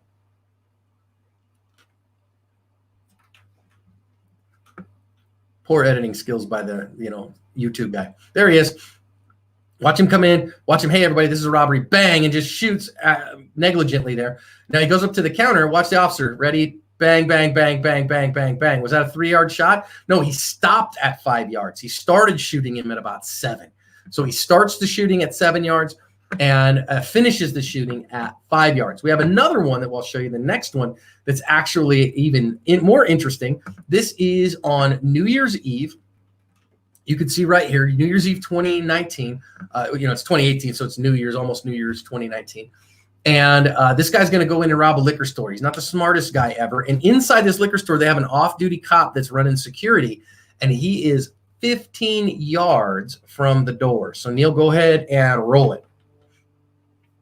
So watch him pull the gun here and go dirt to dirt. I'm going to go rob all these guys, big doofus, and try to push the door. No, that's not going to work. Finally gets in there and says, yo, this is a robbery. And you're going to see him run off.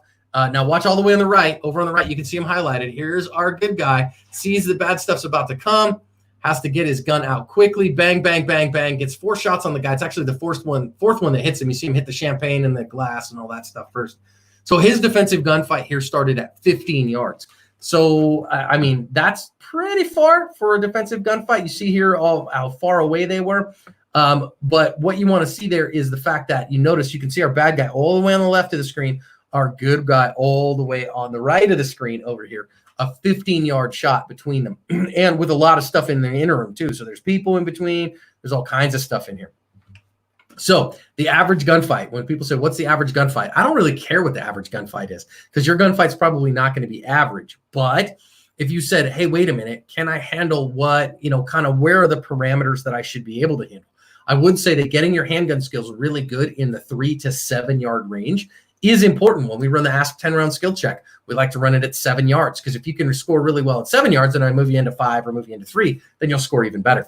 And so that's probably the limits of where most people's first shots coming. Now, that said, when we start talking about things that aren't interpersonal violence, but are more, venue security. So not just venue, but like church safety, those kinds of things. Or if we're talking about active killer interdiction, those kinds of things, the distances open up significantly. We saw that in the West Freeway Church of Christ in White Settlement, Texas in December. We saw Jack Wilson, who had to take a headshot from 30 yards, it was a 15-yard shot. And a 15-yard headshot on a moving target is no joke. 15 yards is pretty far, but that was the shot he had to make in that moment, in that day. Now, should you be able to do that quickly? Once your 3 to 7 yard skill is good, I think opening it up from there is very much a good thing. So let's not fall in line in the myth. Okay. Number 8, let's talk about that one. Number 8, follow-up shots are very often necessary regardless of handgun caliber. Really, guys, the handgun caliber wars are dead and over and gone. Okay. 9mm is king. About 90% of people are carrying 9mm. If you watch in the current pandemic panic, what were people buying? 9mm and 223, 5.56, whatever.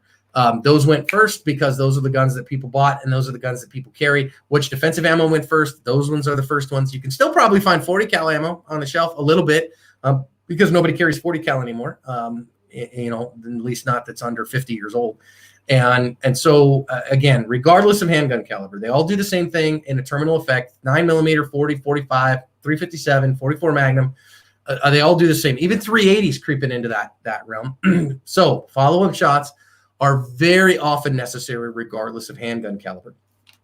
Now, you hit somebody in the high center chest, you put one in the anatomically significant area, you're usually ahead. You're usually then he's going to start the fibs factor and you have the ability to get ahead. However, that's not foolproof. You're probably going to have to hit him a second time. But if you hit him the first time, you probably are ahead enough that you can get a good front sight picture and get that second shot. Now, I want you to show you that in one particular video, this one out of Venezuela. See, this is an off-duty cop with the backpack coming back from his college classes. You can see dudes come from the left side on a moto and dude jumping off with a gun in hand to come and get our good guy. Go ahead, Neil. So what I want you to watch is watch the first encounter. Bang, bang. He's going to get him, knock the guy over. So you see him here, pop, pop, hits him twice, knocks the dude over. Now you see him go down on the gun, but then that guy gets up, and so he has to go after him again. Once the guy starts running away, does his Jesse Owens impression there, and runs off. I think he almost caught the motorcycle there. He was running so fast.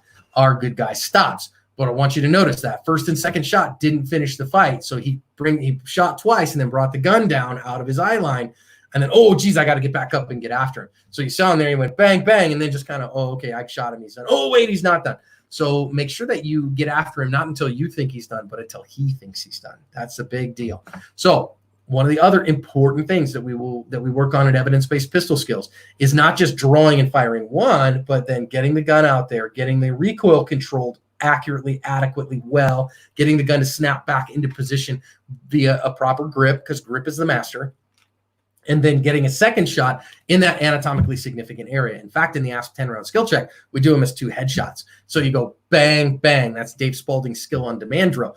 And what you can look at is a 7-yard, 4-inch circle headshot is the same as a 15-yard center of mass body shot. So if you can get 2 headshots in 2 seconds, like Dave wants you to, then at 15 yards, you can get 2 shots in 2 seconds on a high center chest, which is a pretty spicy thing. So follow-up shots, very often necessary, and I want you to be pursuing those adequately and with gusto, so then that way you know what you're doing.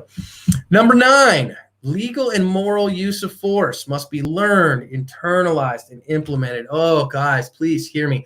The number of people that I see who are woefully, terribly uninformed and misinformed about the legal and moral use of force is astronomical. And I can hear all the way from South Dakota, Stephanie, who moderates comments with me, giving me an amen.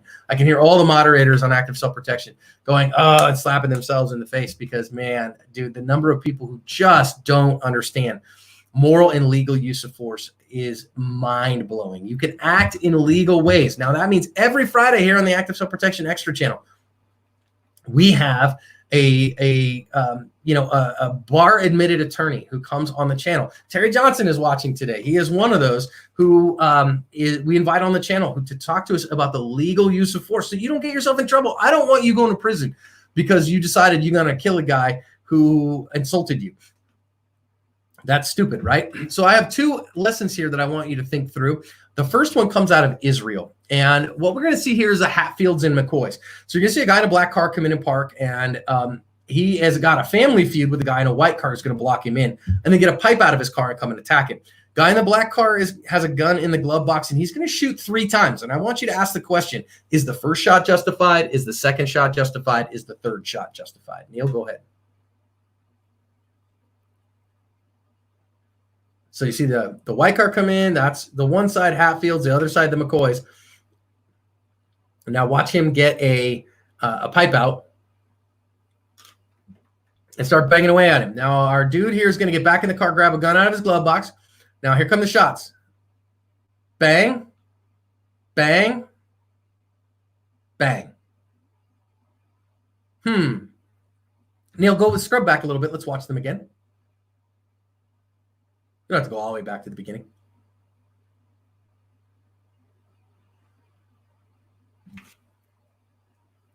Just going to get the pipe out. Are these legally and morally justifiable shots? 1, 2, and 3. All 3. Ready? 1, 2, 3. Now, what do you think? Now, I want you to think through principles of moral and legal force. What do you think about that? Are these justified? How about shot number 1? I think shot number 1 is very clearly justified legally. Guy's attacking him with a pipe. He's got his door open. He's trying to kill him. I don't have any problem with that whatsoever. Now, let's think about the second shot. Where was the guy when the second shot broke? So this one, bang, easy day. Stop, bang. How about that second one? Was that one legally justified? Dude is turned over to the side, facing away from our good guy and our guy with a gun. And so Andy Plater says 1, yes. Let's think about 2 now. Number 2, man, he's turned away. It's quick action. Yeah, Andy's right. 2 is iffy. And then let's look at number 3. Neil, hit the go button. That third one right there, when there's a guy standing between them, he's turned away and he's falling down, and he basically screwed one into the back of his head. That last one got him tried for murder. Now, I've not been able to find, this is a couple years old, I've not been able to find how the trial went in Israel. And their legal self-defense force laws are a little different than ours. Tori Soper said 1 yes, 2 iffy, and 3 no. That's exactly how I would see it, Tori. And Josh Oshinik said, 2 and 3 were executions. I think 3 for sure was excessive force. So, do you need to know? Hey, listen, I can shoot in these instances and not those. Now, Big Island Escape said number 2 is on his feet and still holding the pipe. That's why it's iffy. You're like, is the threat really fully over? Probably not. And if he'd have stopped at 2, he'd have probably gotten away with it. He'd probably said, look, man, he still had a pipe. He still, was a threat to me. Bang, it happened so quick. Bang, oh, geez, bang, it's still there. Okay, but when there's a guy standing between him and he's facing away and crossed over and he reaches over that guy and puts the coup de grace on his head, I don't think he has a leg to stand on there. Probably murder. Now, let's think about the next one. It comes out of Las Vegas, Nevada. Now, out of this one, what you're going to see is you're going to see 2 guys who are going to bust into this guy's cigar and smoke shop. You see that's the sign, cigar and smoke shop there. Going to bust in the door and head to the sides. Now, there's a clerk standing behind a counter that's about 35 feet away from the front door. So watch what happens, and I want you to ask, was his defensive use of force here, was his use of a firearm justifiable? Go ahead, Neil. 2 guys bust in, head towards him. Now watch from the clerk's perspective. Guy heads his way, draws a gun, and just starts firing. Fired 7 times and hit that guy 7 times. See it from this other side. Clerk draws a gun. Bang, bang, bang, bang, bang, bang, bang, bang. Shot 7 times total. Then he's going to walk out, call the cops.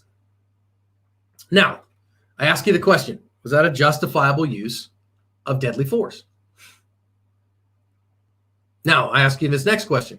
Did you see any means of deadly force on either of those guys?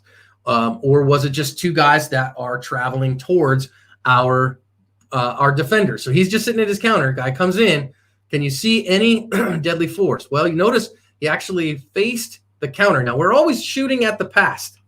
However, here's the reality and the facts as they present themselves to him. Number 1, both of those guys were unarmed. Number 2, one was 13 and one was 14. Does that change your understanding a little bit? So I hear people that will sometimes say, yeah, but John, he didn't know if that guy had a gun or not. And the answer is you're right. He didn't know if he had a gun or not. And if you don't know, if you do not have objective, articulable, reasonable evidence of a deadly threat, then you can't use deadly force. It's that simple. Yeah, he didn't see or hear about a weapon and it's too far away to be imminent. Exactly, Andy. That's exactly correct.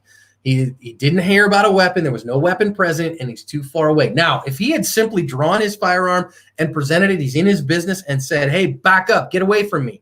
And the dude kept coming and running at him. Maybe at some point he can justify that, given it's multiple guys. I'm in my shop. They're robbery with force, multiple attackers. I presented and gave him a warning. He charged on me, made me fear that he was going to take my gun away from him. Or something like that. But none of that happened here. Now, I'll tell you what the outcome of this was legally.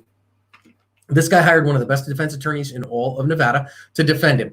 That guy got the district attorney to plead this. Yep. So Daniel asked, Daniel Controguero, I'm sure I'm butchering your last name. Please forgive me, Daniel, asked if we know the outcome of the case. Yes.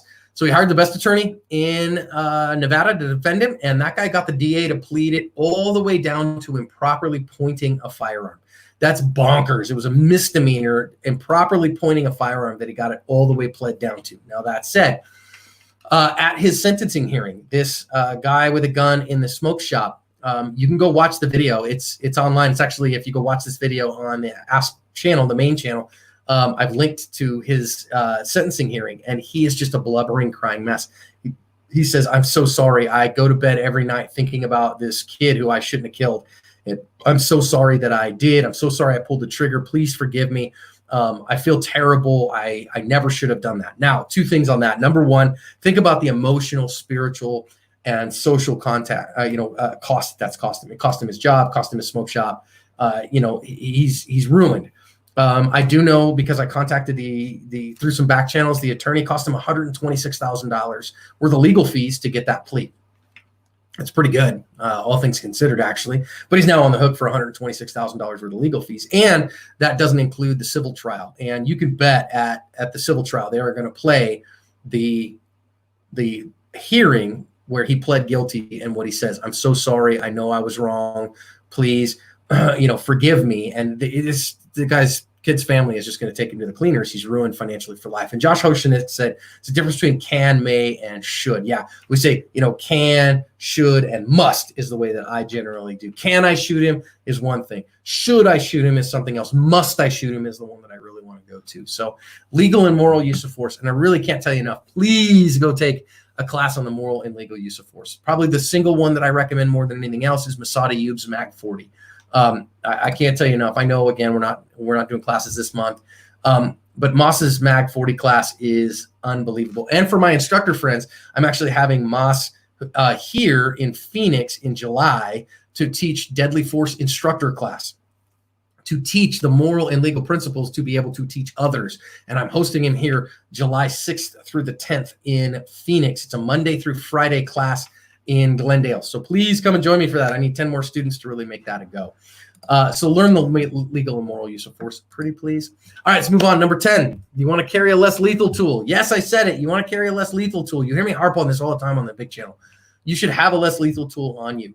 My preference is OC spray. We are sponsored by Palm OC because it is a fantastic OC spray that I think is really a useful spray. It's a good size. It's easy to carry. Really filthy, nasty, mean stuff. I think the best formulation on the market, bar none. And an OC spray goes a long way. I have people ask me about tasers all the time. You know, the more taser interactions that I see on the channel, particularly in officer-involved incidents, the less I like the taser. It's an all-or-nothing device, and I see it fail a lot, like a 50% failure rate or more. And so I don't normally recommend a taser, but I do recommend a good OC spray. Your threshold to use an OC spray, you know, to use a gun, I have to be an imminent threat. I have to be in imminent danger of death or great bodily harm. Whereas to use OC spray, I have to be in imminent danger of physical harm. St. Jimmy says, Palm OC spray got my black on black and a pink one for the wifey. I've got a black on black one. I've got a gray on black one. I've got a special one that Alex made me that I can't talk about. That's a special color. I got stuff like that. So, yep. Soleil is here. Soleil's on this one today. She says Palm can verify. Soleil has a verified defensive use of force where that Palm OC spray took the starch right out of a really odd guy's Jimmy's who was threatening her and her kids, and that Palm just took the fire right out of him. That's good stuff. Carry a less lethal tool because it solves problems that a firearm can't. Remember, your firearm's like a fire extinguisher, right? It only solves one problem. You got to have a tool for other problems. And I think a less lethal tool, we call an OC spray a long-range eye poke. Okay. So rather than me, if you ever watch MMA, whatever, somebody reaches out and, they get some fingers in the face and poke somebody in the eye, it is a fight stopper. Anthony said, I did not start carrying OC spray until I started to see why you recommend it. I'm so happy I do. A long-range eye poke that doesn't require a ton of skill. It's exactly right. I mean, as a martial artist, for me to reach out and tap somebody with, an open finger or, use a little eye poke technique is very difficult to land because your eyes are all built to kind of keep that from happening. But the OC spray does not take a ton of skill. You paint a bad guy across the face. We talk about blessing the deserving with jerk sauce, right? So you go ominous, dominus, hockety, pockety, get close enough to them. You can get within about 12 feet, just hose them down, again, north and south and east and west, and can really take the fire out of somebody. Okay, Josh said, please talk about the myth that you can get charged if you are carrying OC but go right to guns and didn't try to use it when deadly force was justified. That's a myth.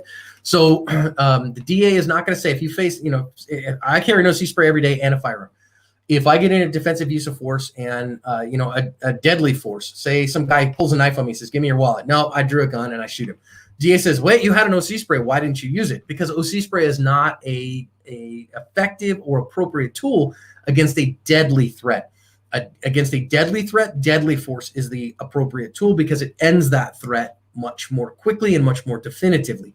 So I have never seen a court case where an actual case turned on somebody who would have been justified to use deadly force, but didn't use less than deadly force that had any problems in the U.S. doing so.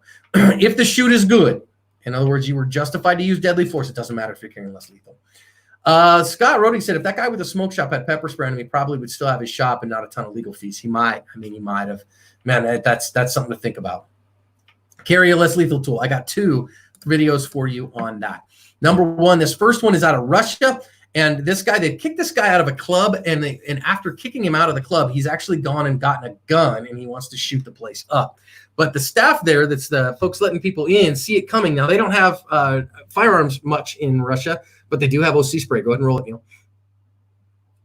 Watch what happens when they get the OC spray on this guy. Sees him coming. Oh, man, it's time to spray him. Does a little shake, shake. Guy's coming in. I'm going to hose him down with the hot sauce. Jerk sauce inbound. Watch it get him. Now, look at what it does. Oh, geez. Enough where the guy can't shoot. And so now I'm going to wrestle him for his gun because he's diminished because of the OC spray. Really good use of force there. And they're going to get that guy and hold him down until the cops come and he's been charged with all kinds of stuff. So watch the other one. So this other one also out of Russia. And this one, you're going to see an armed robber with a hammer come in. And when he comes in with a hammer, Neil, make that full screen, would you? So we're going to see that guy come in and he gets hosed with the hot sauce. So gets the guy and then closes the door and gets away from him. Now, that hammer is absolutely a deadly threat. And if he'd had a gun on him, he could have easily used it. There's no question about the justification there. But he didn't have that. So the hot sauce gave him an option. And just look at it diminish this guy. This guy's clearly hurting. So now watch what's going to happen here. Is he's going to start rummaging for the money. But he's diminished. He can't hardly see nothing. So watch our victim pop back out and go, nah, man, I don't want you stealing my stuff. He's going to go and try to steal that guy's a hammer from him and get back in a fight with the guy a little bit. The guy's going to get his hammer back, though, and take a swing at him. But you notice the guy can't fight very well because he can't see because of the OC. So now this other dude's going to come over here with a stone cold stunner and actually hit him with the chair, El Kabong style, and just bash that dude's down. Now you notice he got rid of the hammer there. And now he's got OC spray all over him and a bunch of welts from chair legs on him. Just got the chair legs. Now, if we continue to watch this one, now our other intended victim's going to come out, put the stuff down there. It's a beer bar, very common in Moscow. He says, hold off, man, don't do that again. And he is just going to go start wailing a tune on this guy in a minute. Takes that stuff, puts his OC spray down, and now the beatings commence. So they're going to give this guy what for? Because in Soviet Russia, victim beat you. So careless lethal tool can be a very effective dupe. Pastor Jeff asked, how do wearing glasses slow the effect of OC? Depends on the OC that you wear. It depends on the OC that you use. If you are using a foam OC, if you're using the gel or foam, I don't recommend gel or foam because if you don't get it directly in the eyes, it can take a long time to have effect because it has to aerosolize and get into your mucous membranes. So I do see people who use the gel, and if they don't get it right in the eyes, like they have glasses on and they don't get it right in their eyes, it can take a long time to have effect, too long. If you're using a stream or a fog, the glasses will have no effect on it. Now, between the stream and fog, I personally recommend a stream because the stream reaches out a lot farther and you get much less blowback on yourself. So I carry a Palm OC with a stream. Again, hit him right across the glasses, hit him across the eyebrow above his glasses, give him the top to bottom. So again, ear to ear and stem to stern. And you're fine with a stream. It won't affect it, the fact that he's wearing glasses. Now, I mean, if he's wearing like, a full, respirator or something like that, obviously that's a different world. What you want to get is you want to get the OC into their mucous membranes, eyes, nose, mouth, ears even. Ears can be terrible. Soleil said, shout out to the Complete Combatants image-based training cards for practicing the use of less deadly versus deadly use of force. Amen, sister. Can I get an amen? Hallelujah. All right. Next one, number 11, carry your trauma medical gear. I really want you to think about carrying trauma medical gear. If you are carrying a spare magazine and you are not carrying at least a tourniquet, I think you're wrong and you need to fix that. Okay. I have used my trauma kit 3 times. I have used it never against a gunshot, thankfully, but 3 car wrecks that I have been the first responder to that I needed my individual first aid kit. And it's amazing. If you go get some training, recently I know Josh Hoshinik has commented several times in this presentation, and he hosted Caleb Causey not long ago for his trauma medical class, fantastic class. I can't tell you enough. Go take one of these classes. It's really worth your time. And then carry the equipment to have it because you might very well need it. And I've got a couple instances that show you that. One we've already seen, so let's go to that one. Go ahead and run it, Neil. And we've already seen this one.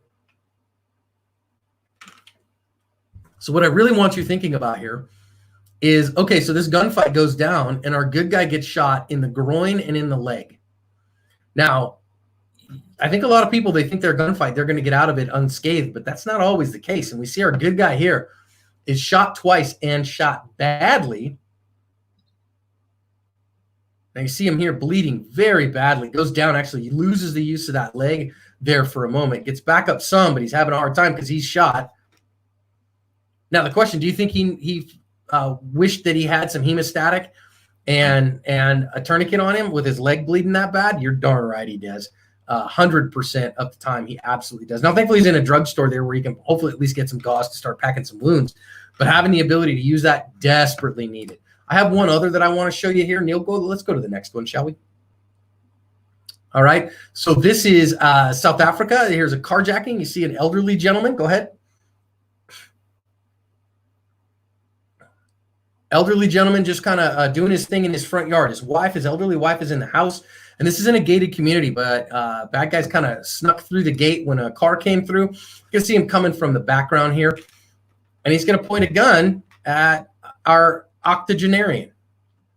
And he's going to say, hey, man, give me your car or whatever. Now, okay, all well and good, right? You want my car? Take my car. But notice this bad guy stays out of his range. He doesn't let the guy get in range, and he's got 2 hands on the gun, which tells you that he's probably smarter than the average bear, probably more trained than the average as well. And so he's like, okay, man, now this bad guy is going to say, though, hey, I want you to, we're going to go inside and you're going to give me all your valuables on the inside. And dude's wife is on the inside. And so he's like, nah, man, I'm just not going to let you go in there. Take the car and go. or whatever. Well, now he's kind of advancing on our bad guy who's doing a good job at keeping distance from him. Again, that's a clue. And now our good guy is going to get desperate and going to lunge here in just a second and try to take the gun. It's not going to work. Our bad guy's going to take it back and shoot him once in the chest. Now, as he does that, he is then going to jump in the car and leave. And our elderly gentleman ended up not making it out of this one. So he lost his car and his life laying there shot. And you can see that. So again, having your trauma medical equipment on you can be incredibly important. I cannot tell you that enough. Please hear me. I carry a Wilderness Tactical Ankle IFAK every day. It's great. It's like $35 if you sign up for their email newsletter. Tori said, I have stopped the bleed. And what's the level up for trauma? You can take a full trauma medical class. So stop the bleeds is usually like a 2-hour class. Go take a Lone Star Medics trauma medical class would be what I would suggest. 8-hour class and tons of fun. Scott Rodig says, any recommendations on tourniquets?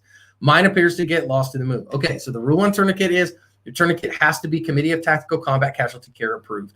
There are 5 of them. They all have a windlass of some kind on them. The 2 most popular in those and the 2 longest that are longest approved are the Combat Application Tourniquet, the CAT, and the Special Operation Forces Tactical Tourniquet, soft T wide. Yeah, Anthony said TCCC has approved quite a few recently, 5 of them, in fact. I'll probably be sticking with the CAT or the soft T myself, though. So I actually recently, I've got it sitting around here somewhere, reviewed, and it'll be on the channel before long, the ratcheting medical tourniquet. And talked to Caleb Causey about that tourniquet. And then, I really think that your best 2 are still the CAT and the soft T. A couple things there. Never get them off Amazon. Ever, ever, ever get them off Amazon. Too many fakes. Even if it's the right price, even if it says it's from North American Rescue or TACMed Solutions, just get them from their website because or from an approved vendor. So the approved vendor that I would recommend, of course, is Big Tex Outdoors. We know they're an approved vendor. We know they buy their stuff from North American Rescue and TACMed Solutions. So buy your medical equipment from an approved vendor like Big Tex Outdoors. Big Tex, obviously, a sponsor of Active Self Protection, but he buys authentic stuff. Tons of fakes out there. And the 2 I recommend are the Combat Application Tourniquet and the Special Operation Forces Tactical Tourniquet or soft T. Let's see. Rune Zero said tension pneumothorax decompression is also important part of fine training. Okay, so this is where I'm going to actually disagree with you. I think for your average American in a suburban environment, an urban environment, not maybe necessarily super rural, where the hospital is 10 minutes away, you probably don't need a tension pneumothorax decompression needle because your chances of getting a tension pneumothorax are very rare. What you probably want to do instead, what we generally teach in TACMed is in anything in the trunk, you slap a chest seal on it. So you seal the trunk and get them to the hospital. Get them to lights and steel. I'm not going to do a tension decompression needle. You got to be really highly trained to do that. Paramedics won't do that, and there's a good reason for it. I don't even carry a decompression needle because, again, if I get somebody with a penetrating chest wound, my goal is slap a chest seal on there, get them to the hospital fast. Okay. Michael Phillips said, I haven't found a really comfortable ankle kit. I just deal with it. Michael, I'm telling you, hear me. The comfortable only one used to be made by US Palm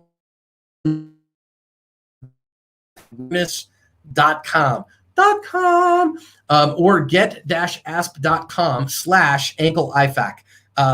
If you sign up for their newsletter, it's $35, guys, and it is comfortable. I wear it all day, all the time, and it is great. Yesterday, I took a 6-hour drive with my youngest daughter. Had it on the whole time. No worries, no problems. Don't even feel it. Fantastic stuff. Mine has a soft T wide, and it has a hemostatic in it. Has some nitrile gloves. It has a set of Raptor trauma shears and an H&H mini compression bandage. That's what mine has. All right, Josh Hoshin, it says, spiritual fitness moment in the last vid. Lose my life over a car? Nope. Keeping a bag out of my house with my wife inside? Not ideal, but I'm comfortable with it. Me too, bro. Absolutely 100%. 100%. Totally agree. All right. Guess what? It is 10 minutes to 7. So we're going to I want you, again, get up, stretch your legs out, go get some water, go to the bathroom, do those things, and we will be back at the top of the hour. Guys, good discussion all the way around. We'll see you in 10.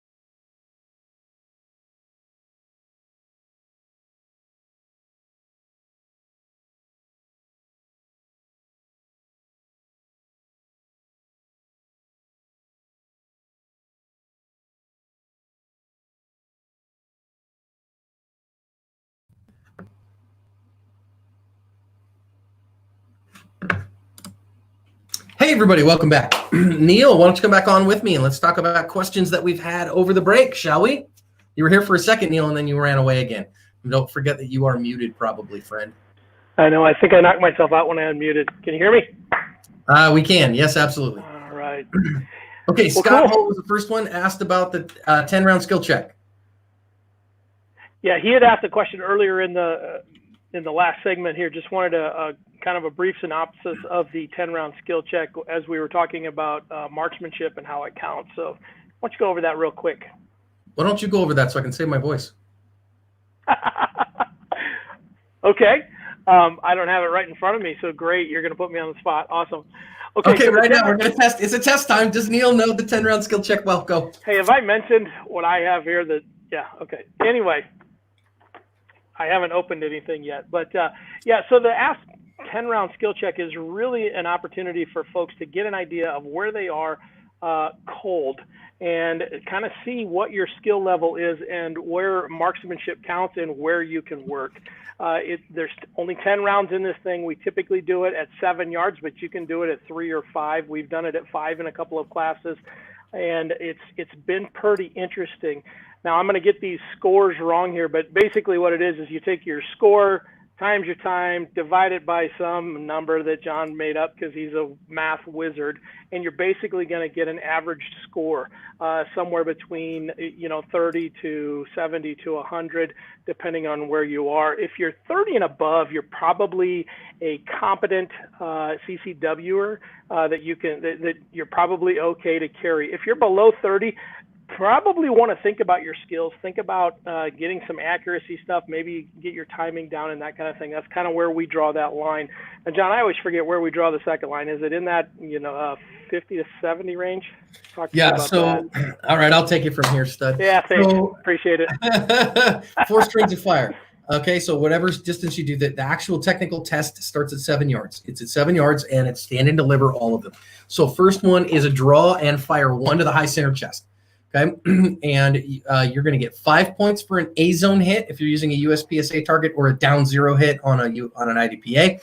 You get 3 points for a Charlie, and nothing for a Delta. Okay, so draw and fire 1. Second string, again, put the gun away. Then draw and fire 1. Third string, draw and fire 2 to the head box. Again, 5 points for an Alpha, 3 points for a Charlie, nothing for a Delta.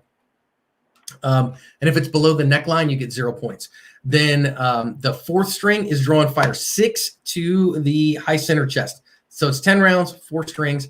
That's it. You take your points that you earned. Your maximum total point possible is 50 because it's 10 shots, 5 points maximum each. Divide that point total by your time and then multiply everything by 12.5. That normalizes a score to 100. A master at that point, like the master of handgunning, would get 100 or above. I've only ever had one student do it. It wasn't me. A advanced handgun student would get 75 or above. If you are a highly skilled shooter, we're talking borderline light pin level shooter. You're going to look at about a 75. If you are 50 or above, you are a professional level student. You're highly competent, professional level. 30 or above, you are competent as a CCW holder. And if you're getting below 30, we really want you to get that score above 30 to be competent to carry a handgun. See, that's why you talk on camera, not me. Right? Yep. So. Okay. And you can find me shooting it several times on this channel. Next. What's your best score? Hold on, John. Hold on. What's your best score from the holster so far? How do you feel? I've scored a 90 once. Yep. I'm typically in the 80 to 90 range is pretty well where I score on the reg. If the skies parted, the sun shone, the angels sang, I might be able to swing 100, but not on the reg. Right. I think you've scored in the 80s and the 90s, haven't you? I think I got a 91 or a 93 one time, but the seas did part and the sun was shining very bright that day. That's what you do, right? And all you're doing is tracking yourself against you because it's nobody's job at stake. Yep. You got a little bit glitchy earlier as you were talking about the ankle IFAK. I think we've had good sound and audio quality throughout this whole thing, but there you glitched out a little bit. So could you give everybody a real quick rundown of the link for that? Okay, so let me make sure. I just want to. I want to make sure it goes through correctly, that I've got the link right.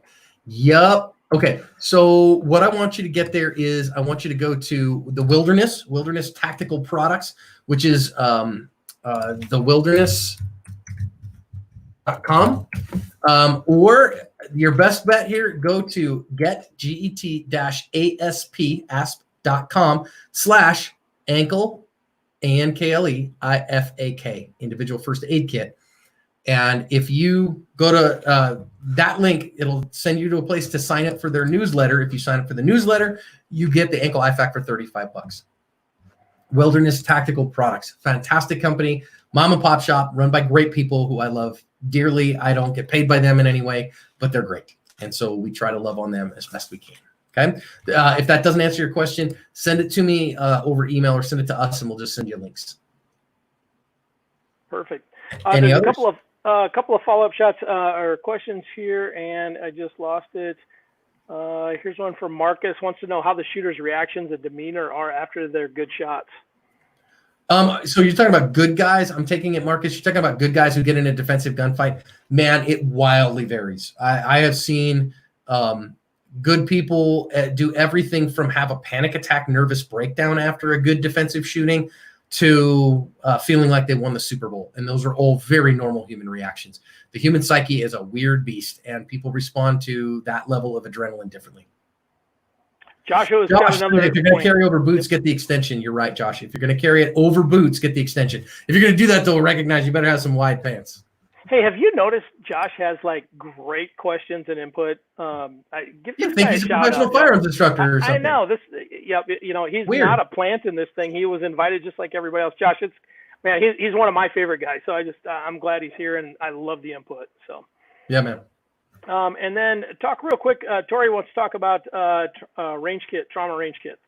Yeah, we have one a good size that you can wear on your person on the Wilderness. At the Wilderness, there is an ASP field trauma kit, FTK. You'll see me wearing it on videos all the time on Extra, in classes and those kinds of things. In fact, today's video on Extra was me shooting Gunsight 250 mirror image, and you can see it on my belt. It's a great little range kit that would do you good up and until and including you had a real life gunfight with like 6 people destroyed on your range or something. So that's the one I recommend. You got to fill it, but again, you fill that from reputable sources. And the Wilderness is just too small a company to be able to afford to keep that much in stock. All right, I think that gets pretty much most of it. Charlie, you asked about printing off the 10 round skill check. John just did a video. Was that today that went up or yesterday? Where you did it without the holster?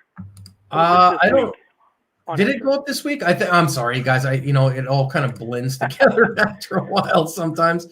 Let's look. I'll tell you right here in just a second. It went live. 10 round skill check from the holster went live yesterday. Yes. Yeah, that's what I thought. So you did it. I think you did the one yesterday. You actually did it if you're at a range that you cannot draw from the holster. What it looks like there. So things are a whole lot faster when you take that draw out of it. Yep. And we explained the drill there, and you can take it just with a piece of paper to your range. Easy day. Yep. All right. Well, I think we are ready to get going here. I'm going to buzz myself off of here, and you can take it from here, John. All right, let's go to number 12. Right? Here we go. Number 12, women should be taught to fight back. This is a big deal to me. In our culture, a lot of times we don't teach women to fight back. Women are taught to generally be demure, but I think that they need to be taught that they are children of God of inestimable value and worth and dignity, and that they have every right to defend their boundaries and can fight back. Absolutely. And actually, I have 2 instances of that here. Number 1, we see it out of Brazil. Just go ahead and hit the go button on that, Neil. Get that full screen and hit the go. See at the very top, you can see a woman there who is walking home. It is, if you notice, 1 o'clock in the morning. This is in Rio de Janeiro, Brazil. And this dude is walking to our left, her right, and trying to kind of push her to the bushes a little bit. And he is going to actually accomplish that where she's clearly uncomfortable around him, tells leave her alone. You can see him there. He closes the distance, puts his hands on her a little bit. She doesn't want any of his attention or whatever. But notice this is a very isolated area, and so they are quite alone. Now, watch what goes down here where he is going to finally decide that he wants to push her into the bushes. And when he does, she's not having it, and she's going to fight back.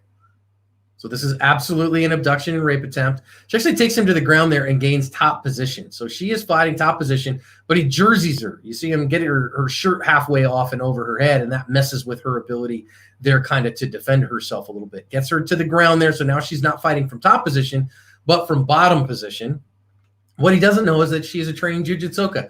I guess you should expect anybody in Brazil to train Brazilian jiu-jitsu. She gets a good sweep there. And the biggest thing that she has here, in my opinion, is she has the will to fight. And because of that, she's now going to bash his head into the concrete several times to get him off of her, which is pretty awesome, all things considered. He's just, she's given him what for and more than he can possibly handle. Going to finally get actually out of her shirt here in just a second. And when she does, she's going to use that as her opportunity to escape and get away from him. They did catch that guy. He's facing all kinds of time. Next one. Go ahead and hit the go button, Neil. What we see here is a mom who's home with her 3 kids. And what we've got going on here is this guy is trying to break into her house. He's got an accomplice, and they are knocking on doors and knocking on the garage door. She tells him, go away. I have a gun. I will defend my children, because she's home with her 3 children alone. And then he's not going to listen to it. In fact, you're going to see him here just a second when it finally starts. Walk up and knock on the door and, hey, come on, let me in, lady, ha, ha, ha. And she's like, no, go away. I will shoot you. And then what's going to happen is he's actually going to kick the door in just a second. And when he decides to kick the door in, they didn't release all of the video here, so we didn't get to see that in all of its entirety, but you're going to see him kick the door in. And when he does kick the door in, she is going to shoot him with her .357.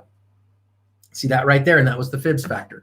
So I think women should be taught to fight back, taught that they have inestimable and value, worth, and dignity. Okay. All right, let's move forward from there. Number 13, people have a crazy tendency to use the gun one-handed, mostly because they have stuff in their support hand.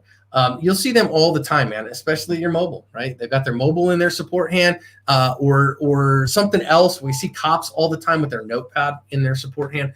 And so then they'll have to draw a gun, and they're just going to use it this way and keep whatever's in their hand. Train to drop what's in your hands and get 2 hands on the gun. We have a great instance of that here. Let's go ahead and go, Neil. You're going to see a motorcyclist come from the top of the screen downward. Go ahead and go. And you're going to see our victim come from the bottom of the screen, just bebopping along. And he's going to only use 1 hand on the gun. You're going to see it pretty quick because he's got his phone in his hand because he's listening to music. So see, he's got his phone in his hand. These guys are going to stop and try to mug him, point a gun at him, but he's got his phone in his hand, so he just draws a gun with his other hand. Shoots that guy in the yellow right in the butt. You can see him there. And that dude is off again, like is running an Olympic time trial with a gun, bullet in his butt. Other guy didn't make it, took the dirt road temperature challenge there.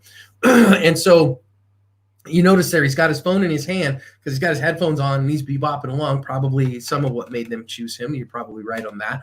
And so when he goes, he just pulls the gun out and goes with 1 hand because this hand's got his phone. Train to drop that thing so that you can get shots on target. Because quite frankly, that guy's a real risk and a real danger to me, and I don't want to shoot him in the butt. I want to put it in the chest cavity. And if that means in the back in the chest cavity, again, it's not about where you shoot somebody, it's about why. But I don't want to shoot somebody in the butt. That doesn't do anything. You notice he got a shot in the butt and he just kept on running. So I don't recommend that at all. So get 2 hands on the gun. You got to practice dropping what's in your hand to get 2 hands on the gun. Okay, number 14. This is one that's interesting to people, is that concealment ain't cover, but it works identically in 99.9% of cases because what bad guys can't see, they won't shoot. And I have a great video to show you that. So let's go to that. Okay, so what we see here is an armed robbery that's in progress. And what we see here is you're going to see people flowing towards the back of the store because guys are pushing them there. But there's multiple robbers here, and they're going to see that there's a cop, and the robber's going to go looking for him. Go ahead, Neil. So watch people. They start this robbery. You see them kind of start flowing to the back. Now, the cop is going to show up to the very left of our screen and use that rack. Watch what goes down. See our robber's on the right in the blue shirt there is looking for him. But our good guy's going to hide behind this rack. That's not cover. It's concealment. But notice they're playing whack-a-mole here. Marco Polo, where you at, bro? So now they both have guns out. And then our good guy's going to use this other bystander as cover as well and put a bunch of shots in that guy and end that threat. Now, those magazine racks, those product display racks are not cover at all. They are concealment, but what they cannot see, they will not shoot. If you can't see it, you won't shoot it. So I get it in a military context. You talk about cover is super important. But in defensive use, in CCW, concealment works as well as cover 99% of the time. So I don't worry so much about will it, stop bullets, but will it hide me? Now, all cover and concealment degrades eventually. So you want to make sure that you're not living behind it, because eventually it's going to come around it and see where you're at. Okay. Now, number 15, this is a big one. And we had a question about this. I think it was Josh that asked about it. About chasing deadly threats and getting out of the car. This is a bad habit I see all the time. Chasing deadly threats. You've won a gunfight here. Okay, so whatever. Bad guys come in, you shot him, and then he ran off. And then you chase him out into the unknown. Oh no, sucker, you're not getting away from me. And we see this in cars too. Bad guy comes up to the car door. I get a shot on him, bang, he runs off, and then I jump out of the car after him. We've seen it a couple of times here in these videos. Rather than using the car to get the heck out of there, or even better, if you're in an inside environment, you've already established dominance in this space. You have created an absolute dominance of this space with your firearm by driving that deadly threat out. So consolidate this space. You have earned dominance here. You've paid for it at the risk of your life. Consolidate it. Don't go chase deadly threats. Now, there's a legal problem with chasing deadly threats, but way beyond the legal problem is the tactical problem of you don't know what's out in that space. He might have another bad guy out there. He might have accomplices out there. You may end up winging shots down the road, and you've got a really bad situation out there because you hurt some innocent bystander. Don't do it. Got an interesting one to show you out of this one, and it is an armed robbery in progress. But what I really want you to pay attention to, you're going to see our armed robber's got a gun up. You can see him right in the middle of the screen. He's going to get shot from off camera left, and then he's going to run off. But what I want you to pay attention to is right behind that robber right now, you can see that green door. Watch what happens when our good guy goes out the door, the kind of screen that's just to the left. Go ahead, Neil. So you can see our robber looking around. I've got a robbery going on here. He's going to get shot, bang, and run off. Now, he runs through this kind of screen door, and another bad guy runs off. Now, our good guy sees him. Watch him run out, but watch that door. Bang. There was another bad guy right outside and shot him in the head. And again, as you see here, you can watch him fall right there because he steps out into the unknown to chase a deadly threat instead of letting him go. See it one more time. Watch the bad guy here. He runs off, bang. Other guy runs off. Our good guy's going to chase him. Shot one-handed because he didn't want to get rid of the groceries and die. Don't do that, okay? Don't chase deadly threats. All right, we've already previewed number 16. Let's go ahead and go there. People love cover so much that they give it a hug, like reliably, like all the time. Cops and CCW holders alike. People give cover a hug. You've got to learn that it's actually safer to get a little distance from cover. It does two things. If you get a little distance, if possible, number one, it gives you better angles from your concealment. Number two, it actually protects you a little bit. So we've seen instances in law enforcement gunfights that cops are sucked up right to their patrol cars, and then bullets skip off the hood and catch those cops in the face. So if you back up from your cover a couple of steps, those bullets will skip over the top of you instead. So don't give cover a hug. Use the angles much better if you can. I have one good instance of that for you today. Out of Brazil, we see an off-duty cop. Go ahead and hit go, Neil. You're going to see an off-duty cop, and he's going to get mugged here. So this guy's coming in an armed robbery. Now watch what happens when this cop is going to draw his gun. He's going to go around the potato chip rack on the right-hand side here. You're going to see it in just a minute. He draws his gun. He's going to get after this guy. Bang, bang, bang. Now watch him go around and watch how tight he hugs this cover. And he's going to get after that guy. We actually have another angle of it that I'm going to show you here that's on the video that's even better and shows it. So this is a better angle. See him, he's coming up to just to buy a drink or whatever. Dude's like, oh, I'm going to rob the joint. You're coming with me. He's like, oh, okay, cool. I'm coming with you for the moment. He's going to wait his turn. Now he's going to draw his firearm and go to work on this guy. Hey, here's that, bang, bang. Now watch, he has to clear malfunction because it's a Taurus. And then watch how much he hugs the cover and actually puts his gun inside the rack right there. I wonder if that caused another malfunction in his gun. So you notice he's worried about it there. So he's hugging that cover. Does he need to? No. He could back off that cover a little bit and get a better angle if he wanted to. But he's choosing not to. So learn, again, take some classes that involve the use of cover and concealment and get away from that cover if you can. Back up off it because it gives you better angles and better protection. And that's a little counterintuitive. We kind of like, oh, this is where I'm safe, so we hug up against it, but it actually doesn't help you. Back away from your cover is a huge lesson, okay? Speaking of malfunctions, number 17, malfunctions happen. They just do. But if you're carrying a quality gun, they're rare, okay? Scott Hull said, law enforcement gets training on this. Why are they still doing it? Is the training not adequate, or are we just not able to overcome the instinct to hug? They get very little training on it, actually, Scott. I know we say, we hear all the time, oh, law enforcement gets training on this, but that's like their defensive tactics. Most cops get defensive tactics in the academy and never again in their life. And so they don't work on it. And because they don't work on it, it's a perishable skill. Okay. All right. Malfunctions do happen. They do. If you're carrying a quality gun, they're rare. And malfunction clearances don't happen like we see on the range. Okay. So I'll bet you can sit there when I say, oh, okay, so we have a non-diagnosed malfunction. I get a click when I want to bang. What do I do? Right. You're going to say you tap, you rack, and some people say bang. You should say reassess. Tap, rack, reassess. The reality is, here's the fun part. I have never seen somebody in a real gunfight tap the base plate of their magazine. I have literally never seen it. I have seen people go click, rack this way with a slingshot, rack this way with a power stroke, back in the fight. And it's worked every single time. I've seen a couple times. I've seen a police officer involved one where he went bang, click, went over the top, click again. Then he stripped that magazine out, dropped it back in, ran the cycle, slide and went. So I think we teach some dogma here.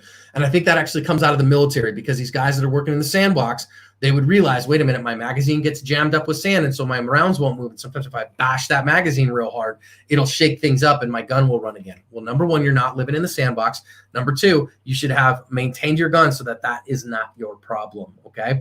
And if you're carrying a quality firearm with quality magazines, it will not go down that way. Let's watch one video. It's out of Bountiful, Utah, that actually happened in. What we see here is our proprietor of a pawn shop, and he's actually a fan of the channel.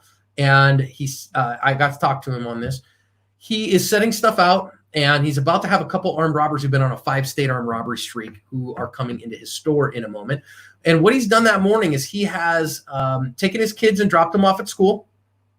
And therefore, he, to do that, took his gun out of his holster, unchambered it, put it in the center console, took his kids into school, came back out, grabbed his gun, put it back in his holster, and went to work.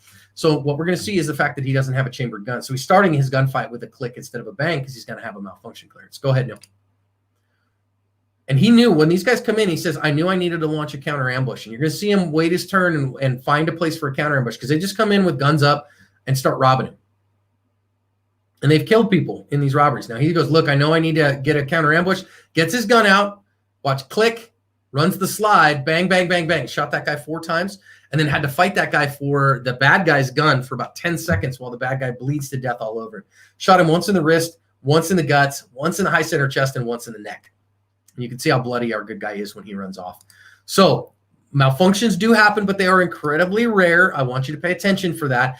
And so what I teach in malfunction clearance when we do day 2 of evidence-based pistol training is if I get a click instead of a bang, I do whichever one comes most naturally to me. I reach over the top and run the slide, or I tilt the gun inboard, run the slide.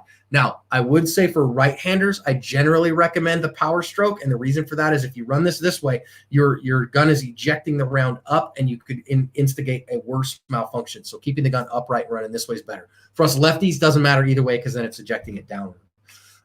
Whichever one you want. So again, I should make sure that my magazine is seated before I get into my gunfight. I do see in competitions all the time, people that get the gun out, or I see it in gun classes too, in gun school. Bang, magazine falls to the deck. Uh-oh, I got problems, right? I've just had what Uncle Pat calls a moose cock, what Pat Rogers used to call a moose cock. So I put a reload in and rock and roll. That said, I think that's an administrative problem, and you should verify every day that you put that gun on that the magazine is fully and well seated in the magazine well. So malfunctions do happen. You should know how to fix them, but they're pretty rare in actual gunfights if you were carrying a quality gun. Hint, there are some makes that are not quality guns. I'm not going to give any brands, but they rhyme with Kimber and they rhyme with Taurus, straight up. All right, let's go to number 18. Combat reloads are almost vanishingly insignificant in CCW gunfights. Now, I know that there's some discussion on this in the comments already. People said, well, if more people carried reloads, you'd see them more. Actually, no, I wouldn't.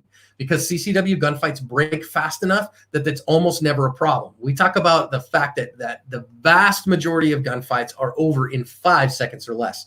You will occasionally, sorry, my watch is going on. You will occasionally see one that is more than that. You'll occasionally see one that's as much as 7 seconds, but almost never will you see a CCW gunfight that goes more than 7 seconds. Now, let's think about what we have here in terms of the gunfight that we're in at this point if we're going to get a reload in the fight. Let's just say we're carrying a 10+1 gun.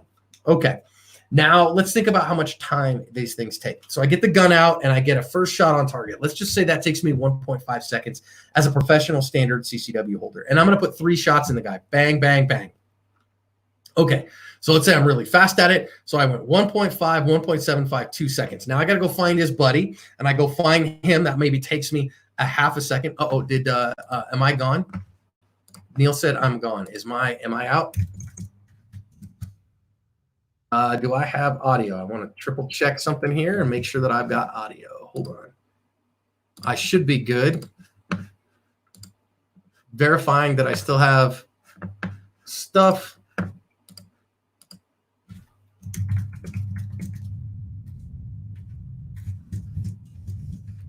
All right, Stephanie says she sees me on YouTube. I don't understand what's going on. Okay, I'm going to keep going. Sorry, guys. We might have some technical difficulties or whatever. So let's see what we've got here. So again, I put 1, 2, 3. That's taking me 2 seconds. I switch over to this next guy. That's a half a second. 1, 2, 3. So it's another second. 3.5 seconds. Okay. Now I switch to the third guy. Another second and a half. Bang, bang, bang. 5 seconds. Now my gun is empty. 5 seconds and I've emptied my gun. How long does my reload take? A good reload from concealment. Now let's be real. If you are running a fast coin from Todd Lewis Green, you should expect to be able to do about a 2-second reload standing with no other stress in your world, a 2 to 2.5 second reload. Well, guess what? I'm already over the 7 seconds that the 99th percentile of gunfights are. So combat reloads are just vanishingly insignificant things in real life CCW gunfights. Police officer gunfights are different. Cop gunfights happen and they pursue bad guys. So I want you to think about that and difference in mission drives the gear train. It's a pretty significant difference. Do I have Neil here to get me to the next video? I don't know if I do. Let's see if I can get him or not. Otherwise, we're just going to sit here and talk, and I'll talk you through a few more, and we will call it a night. But we will figure that stuff out, won't we? Don't know what happened to Neil, but we will figure out if he is coming back online or if we have significant challenges with that. Okay, so Neil can't bring up a video. Okay, so the video that I was going to show you, you've already watched. It was the Brazilian off-duty cops that had the car full of guys come up, and he got some bang, bang, bang, bang, bang, bang. And what happened there is he ran his gun dry and then had a 17-second reload. And I've seen 3 actual reloads in a defensive gunfight involving non-on-duty cops. None of them have affected the actual outcome of the gunfight because the gunfight breaks fast enough. You're trying to break contact as a CCW holder, so you have 0 opportunity there to actually reload the gun. Now, I'm not saying you're wrong if you want to carry a reload. If you want to carry a reload, fine, man, carry a reload. But if you're carrying a reload and you're not carrying your trauma medical, well, then I think you're wrong and you should fix that. If you can carry both, that's great. Let me do something here real quick because we've lost Neil. I'm going to ask Stephanie to feed me comments if they pop up. Okay. Then that way we can get those too. So I'm not saying you shouldn't carry a reload. Okay. I don't carry a reload. People ask me where I carry my reload. I don't. And the reason is I carry a handgun that is 17+1, and an 18-round gunfight is the very edge of what is statistically probable. And so I know that I'm not going to get a reload in the fight. So the alternative to that is to carry the highest capacity gun that you can. So this is why I don't carry a Glock 43. You know, this little 6+1 gun, I'm out of capability. I want to have at least 3 servings of bad guys in that gun. And to me, a serving is 5 shots if I can get it, right? So I've got 17+1. So I've got 3 full servings and 1 half serving. And I think that's more than what I'm going to get in most CCW gunfights. Okay. That just is what it is. So again, I'm not telling you not to. I am telling you that you need to carry your trauma medical equipment if at all possible, because it's far more needed in defensive gunfights than a reload. There's a couple other things in there as well. Our next lesson, I'm just going to go on without Neil. You guys have seen the video, so I don't feel bad about that. Number 19, most gunfights. So somebody asked a question, do I have a problem with carrying a reload? Like I said, no, I don't have a problem if you want to carry a reload. Just if you're doing that and you're not actually, carrying some of the other most important things. If you're not carrying a less lethal tool because you're carrying a reload, so you don't have room for an OC spray, but you do have room for a reload, I think you should fix that. I think that's a misplaced priority, personally. If you do have room for a reload, but you don't have room for trauma medical, I think that's a misplaced priority. If you have room for all of that, rock on, carry 5 reloads. I don't care. Rock yourself out. Okay. I'm going to go on to, let's see. What about the guy that picked up the gun off the floor because he was empty? So we just saw that guy who picked up the gun off the floor because his gun was empty. But notice picking up the other guy's gun didn't affect the gunfight. The gunfight was over. When his gun was empty, the gunfight was over. So he picked the other guy's gun up and like, oh, geez, what's going on here? It was kind of cool seeing a battlefield pickup, but it didn't affect the fight. The fight was over when his gun ran out of ammo. So that's what we see again and again. So you might say, oh, but he might have kept going if he had a reload, but he didn't need to shoot anybody. By the time it's the 3 to 4 seconds to get a reload in the gun and get the gun up, now he's got to see who has to get shot. Oh, nobody. So it's an administrative action is what it ends up being. Okay. That's just the reality of things, guys. I'm not trying to give you problems. Lesson number 19, I'm going to keep on going because we're almost out of time. Most gunfights are not entangled gunfights. That's the reality of things. Most gunfights, once the pew, pew, pew starts, people go, ah, and they freak out and they start opening up space. Now, when entangled gunfights do happen, they are very ugly and personal. They are not cool. So you want to make sure that you understand that if so how much should we work on that? Oh, we're sharing screens now, Neil, you and I. It looks like you're sharing a screen. We're trying. There we are. We're coming back. Hallelujah. Hey, there it is. There's number 18. Neil, can you go to the video? Hey, there he's back. Yeah, sorry, man. I don't know what happened, but that was really interesting because I literally had to reboot my computer and you guys stayed here. So bring me back. You ready to go to this video? Yeah, let's go to this one. Hit the play button. All right. Way to kill some time. I appreciate it. Sorry, everybody. All right. This is what we see here. Notice here that our good guy is going to run his gun empty. Bangity, bangity, bang.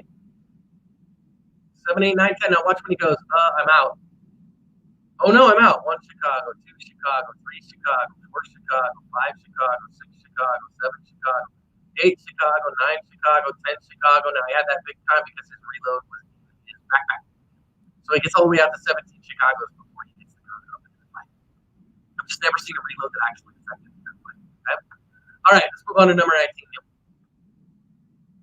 All right, most gunfights are not entangled gunfights. Now, when entangled gunfights do happen, they are brutal and they are personal. Okay, they are ugly. So you got to recognize that for what they are. But most aren't. And now my sound is wonky. I don't understand. Very far away. Let's see if I can fix my sound. I'm sorry, guys. I'm trying here. Neil did something here. Is my sound back at all? Sound is super far away. Oh, I bet you that Neil came back in here. Let's get him like that. Let's figure out what we're doing here with the audio. Oh, that's why. Okay, that should fix my audio because Neil came back in and it screwed up my settings.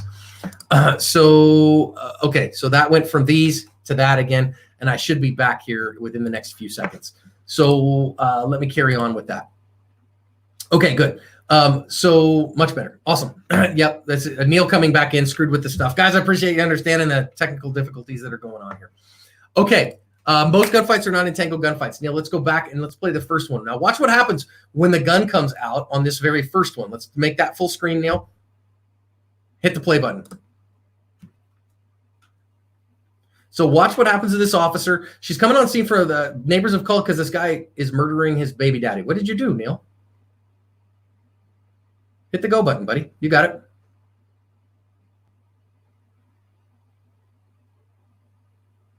Nope. Went forward to the next one. There we go. So she's going to get out again, call his guy's killing his girlfriend in the front yard. Now she's going to get out, announce herself, get the gun in her hand, get away from her, get away from her. Now watch, this guy's got a knife in his hands and he's going to start advancing on her. But why doesn't it become an entangled gunfight? Because she realizes if he touches her with that knife, it's going to hurt. So she backs up, right? And when he decides he wants to charge, she is going to put 2 shots in him, and that is going to be all that we wrote on that. So most gunfights are not entangled gunfights because most people are smart enough to stay away from the knife, right? So, but when they do happen, they're pretty brutal and mean. So let's go to the next one, and I'll show you what that looks like. Hit the go button here. These guys are in Chile, And what we're going to see, they're just rolling down the road doing their thing. Now, what's going to come up is these couple guys that are kind of posing as like roadside salesmen, and these guys sell all kinds of stuff out of the roadside here in these traffic jams. They're going to come up, hey, homie, what's going on, man? Let's talk about this stuff, whatever. You can see the guy in the red shirt is actually going to brandish a gun and say, yo, man, this is a robbery. Opens the door and shows him a gun. Hey, man, give me all your stuff. So they're going to steal his phone and all that stuff. Guy's going to get out of the car a little bit. Now, that's crazy. His buddy's kind of bounced. Now watch what happens. This is an entangled bit. Oh, geez, what do you want? Grabs the gun from the guy and then takes it away from him and shoots at him with it. And then what you're going to see is that as this one goes forward, actually, he's going to get out, go get his buddy. They're going to get back in the car, take that dude's gun, get their phones back, and bounce. So they won the day on this one. So entangled gunfights are very rare, but they are very, very serious when they actually happen. And again, very personal and very mean when they go down. All right. Last lesson for us today. Okay. Our last lesson for us today. We've gotten pretty close here. We got 20 lessons today. Is that CCW gunfights and law enforcement gunfights start differently and they end differently. Okay. You got to understand. You have to understand this difference in mission to contextualize tactics, techniques, and procedures to the appropriate place. All right. You have to understand that a CCW gunfight. Let's go to the next slide, Neil, if you could. In a law enforcement gunfight, what happens is that the law enforcement officer initiates the contact. So it's the cop who says, hey, sir, do you know why I pulled you over today? Or, hey, man, come here, I need to talk to you. Or do you know why, we're talking today or whatever. The gunfight itself starts when the perp produces a weapon. So the officer wants to get a guy in handcuffs or whatever, or get through this contact without any problems. But when the bad guy pulls a gun, now the gunfight starts. And the gunfight ends with a perp in custody. Police gunfights always end with a perp in custody. Always, always, always. Whereas a CCW gunfight, it's the perp who initiates the contact. A CCW holder doesn't go up to a cop and go, or a bad guy and go, hey, you want to mug somebody today? I'm your Huckleberry. No, it's always, hey, man, you got a light, you got $1, or, just shows a knife and give me your wallet. So the CCW, the perp initiates the contact. The gunfight starts, though, when the concealed carrier produces a weapon. So if the bad guy wanted to kill a good guy, he would just, draw the knife and stab, or draw the gun and shoot, or whatever. Okay, and the gunfight ends when the CCW breaks contact or someone is incapacitated.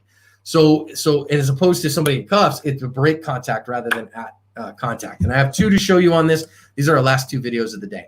Number one is an officer-involved incident in Las Cruces, New Mexico. This is my parents' town, actually. I've got to meet this officer. And he has come here because the neighbors have called the cops on this car saying the guy sitting in back of it is doing weird, creepy things, and they want the officers to check it out. So that is his call. So he has to go and initiate contact. Watch what happens when the gunfight starts. So go ahead and hit the go button, Neil.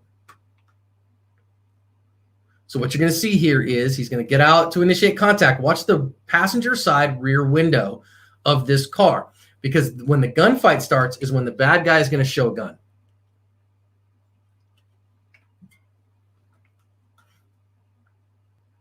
Gun, officer draws his gun, bang, bang, bang, bang, bang, bang, bang, shot 8 times, only hit once. And actually the training officer said this officer barely passed the academy, and this gunfight, though, got him to take this seriously. He got significantly better with his handgun from here, but he's going to wait there. Notice he's going to sit there. He gets on his radio. Hey, shots fired. I need some help. And he's going to stay there until this perp is taken into custody, whereas a CCW holder should have gotten in the car and been gone. So it's the police officer who initiated the contact. It's the perp who initiated the fight. And the fight ends with the bad guy taking the room temperature challenge. Now, the next one that we have is from Dixie Pawn and Guns in Macon, Georgia. And what you see here is you can see the pawn shop on the top and the gun counter on the right. And you see the owner is, I jokingly call him Kenny Rogers all the time. Rest in peace, Kenny. But what you don't know maybe about this guy, he is a longtime competitive shooter and a firearms instructor. And you're going to see the robbers come in here and start the encounter with 2 guns up. The gunfight's going to start when Kenny Rogers there is going to get his 19 by God 11 out and go to work on him. So if you carry a 1911, this one is for you. So you can see him starting it there. Hey, man, I got a problem. Oh, geez. So there's the threat, the contact initiated, but the fight starts when the good guy gets his gun out and goes to work, takes 7 shots as well, checks everybody over. Now that dust is from the asbestos tiles overhead from the concussion. And how does it end? One perp took the room temperature challenge there. The other perp ran off. So it's a broke contact. Okay. So CCW gunfights and cop gunfights start differently and end differently. And so we must understand that in order to understand the difference in tactics, techniques, and procedures. So mission does not just drive the gear train. Mission also drives TTPs. Mission drives my tactics, my techniques, and my procedures. What do I need to do? So of course, when we went back and talked about the reload stuff, I want every cop in America to carry 3-4 reloads because they pursue. They have to keep fighting with the guy. They have to get after him. Whereas CCW break contact. So that difference in my mission drives my difference in gear and drives my difference in tactics, techniques, and procedures. So when we teach, for instance, I go teach law enforcement officers. And when I teach them off-duty carry, which I do, that's normally if I'm teaching cops, it's probably off-duty carry. I teach them a different skill set than when I teach them on duty. When I'm teaching them on duty, gunfighting stuff is a different thing because they're wearing a big bat belt. They have, a big outside the waistband holster offset with a big bucket to dump the gun in. They're usually carrying a full-size gun with a red dot on it, a compensator, and an extended magazine and all these things. So got a big gun in their hand, whereas in CCW, differences abound. So understanding that differences in tactics, techniques, and procedures is incredibly important. Wow, friends. We have gone through 20 lessons, and we have done that in 2 hours and 40 minutes. You have hung in there with me very, very well. So here is your opportunity to ask questions. My voice is shot. Do you have any questions over what we've covered tonight? And I will hang out and just kind of see what you have for a minute. It has been my joy. Neil, you want to come back on with me and see what we got? I am here. So we had a question for Stephanie. I don't know. Is Stephanie able to answer that question? I think she did in the comments, but I wanted to put it up there because I appreciate it. That is something that we work really hard on here. And yeah, Steph and I are in South Dakota, John's in Phoenix, and we've got people in Hawaii and people in Washington and all over creation. And Northern Arizona. I think the ASK team is a good team that all work pretty well together. So just hired an employee out of Colorado. Yep. So yes, how do we do that and work remotely so well? Well, I think number one, we all have passion for what we do. Number two, the company's always been remote, so this has just been our culture from day one. And number three, I think one of the biggest things I ever learned as a leader, and Stephanie really, I think, embodies this and lives it out, is that if you take all the care in the world before you hire somebody, then those problems are minimized, is the honest truth. Yeah, I think one of the first business lessons I ever learned as a manager way back when was, have the right people on your team. And you've got to have passionate people that aren't always a yes man, but aren't always a negative one either. So right. we have some good debates from time to time, but for sure, I think it's a good bunch of people that all share a similar passion. And I really enjoy what I do. I think we share the mission. We share the same cultural values. So we share the value of the company. The values of the company are shared throughout the company. And so that means we all do our job well. And, we tend to be together with a bunch of self-starters. And you have to be a self-starter to work remotely like this. So we're kind of independent. Daniel asked, do bad guys usually get in your face with the weapon or keep distance? I see both. I will tell you that a lot of bad guys will stick that gun up in your face. They'll be like, yo, they want you to see the muzzle. Of course, I would never do that with a real gun because it'll get this video removed. But, hey, man, give me that. They want you to see that right in your face. That's actually an amateur, and I appreciate that because I can take that gun away from him. It's not his gun anymore. It's our gun. But you saw the one from South Africa that we showed earlier, the bad guy that gets two hands on the gun and backs off. That's dangerous because now you're just in a gunfight with somebody who's showing some skill. So I actually appreciate it when they put it up close. D. Walter said, I live rurally, and I appreciate you offering this online at a reasonable price. Wow, thank you, man. We really thought through all this, and what we really decided with it was, number one, right now we're not able to travel, and we're not able to get out to teach these all over the country. And we, our plan right now is next month, at the end of the month, we're going to be in South Dakota, all over South Dakota, teaching church safety seminars and doing those rurally, right, Neil? Yep. A couple of them are pretty rural. Yeah, right. And so, that's rural areas, and we want to get to those folks and be in their area. But I really feel like this is this COVID-19 crisis is teaching us that, we can do these at this kind of distance, keep it real reasonable. There's no reason to charge a ton of money for this for people. We got to pay our bills and stuff too, but we want to be a good to people. What we're trying to do is help people. And so if you're going to help people, you got to do it at a price they can appreciate and afford. So thank you so much for the encouragement on that. Anthony Alonso said, any chance you'll come to Illinois to provide training someday? I don't know, Neil. Any chance we'll go to Illinois to provide training someday? Yeah, we're actually working with some folks right now in Chicago. It's just really about getting the time down.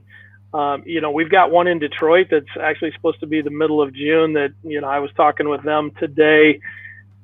Things in Michigan are not great. John, it was interesting. It was just yesterday morning, you and I talked while you were on your walk.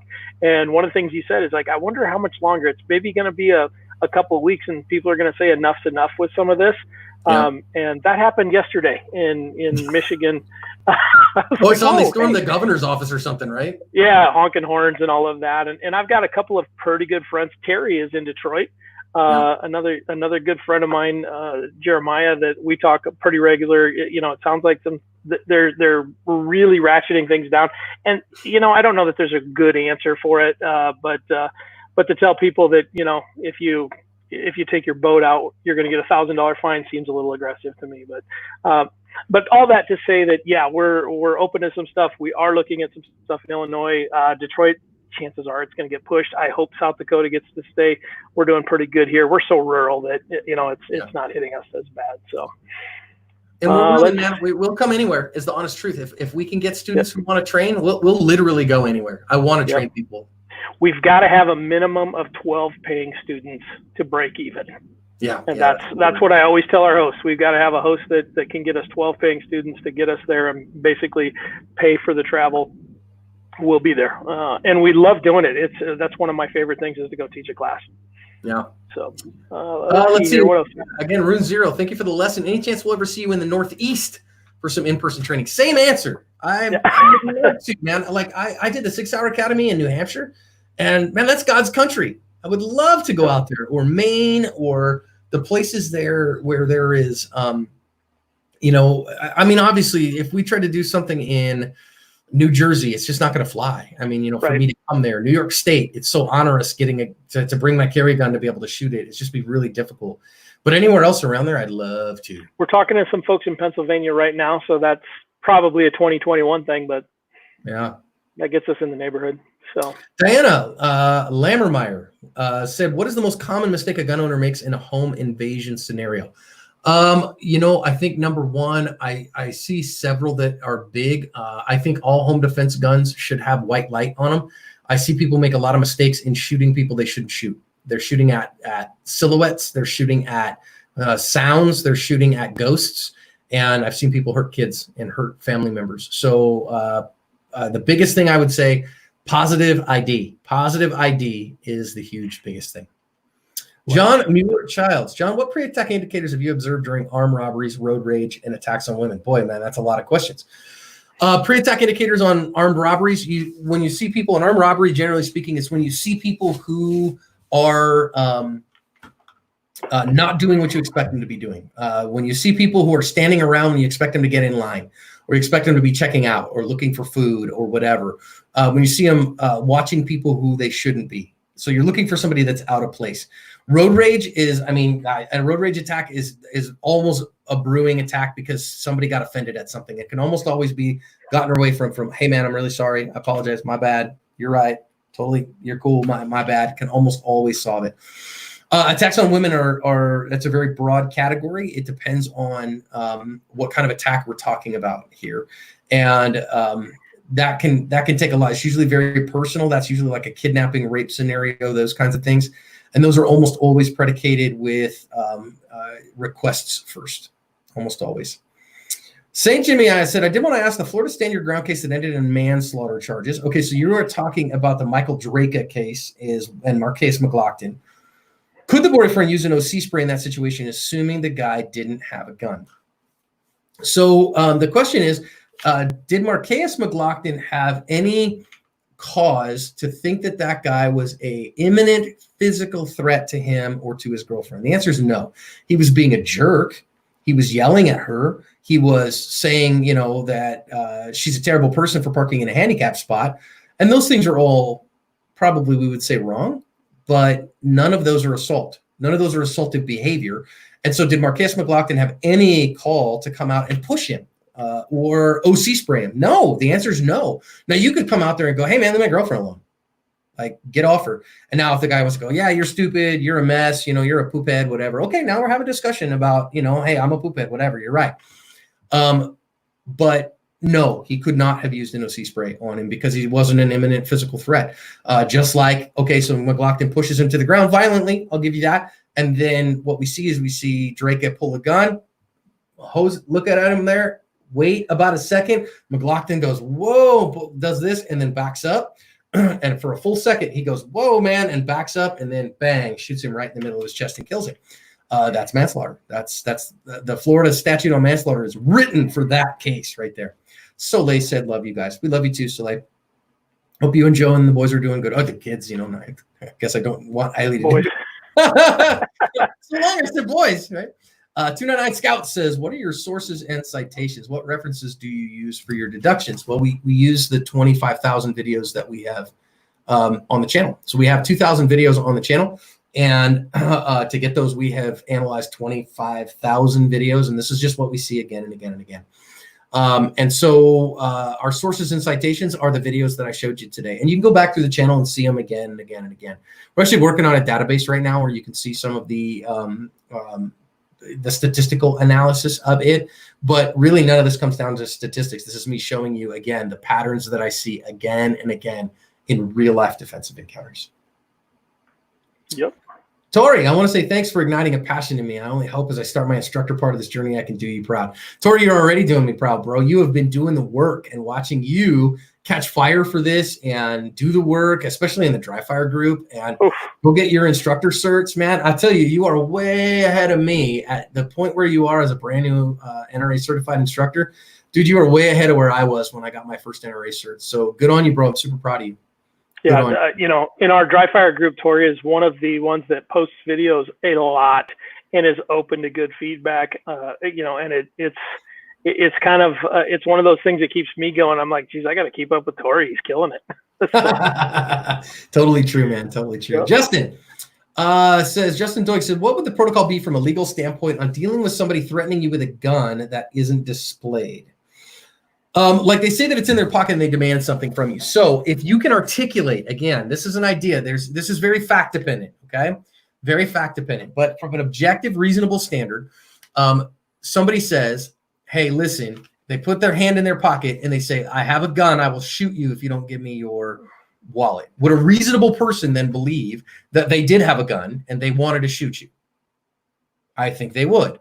And, that's a reasonable inference for somebody threatening you verbally with a gun. I have a gun and I will shoot you if you do not give me your wallet right now. I believe you.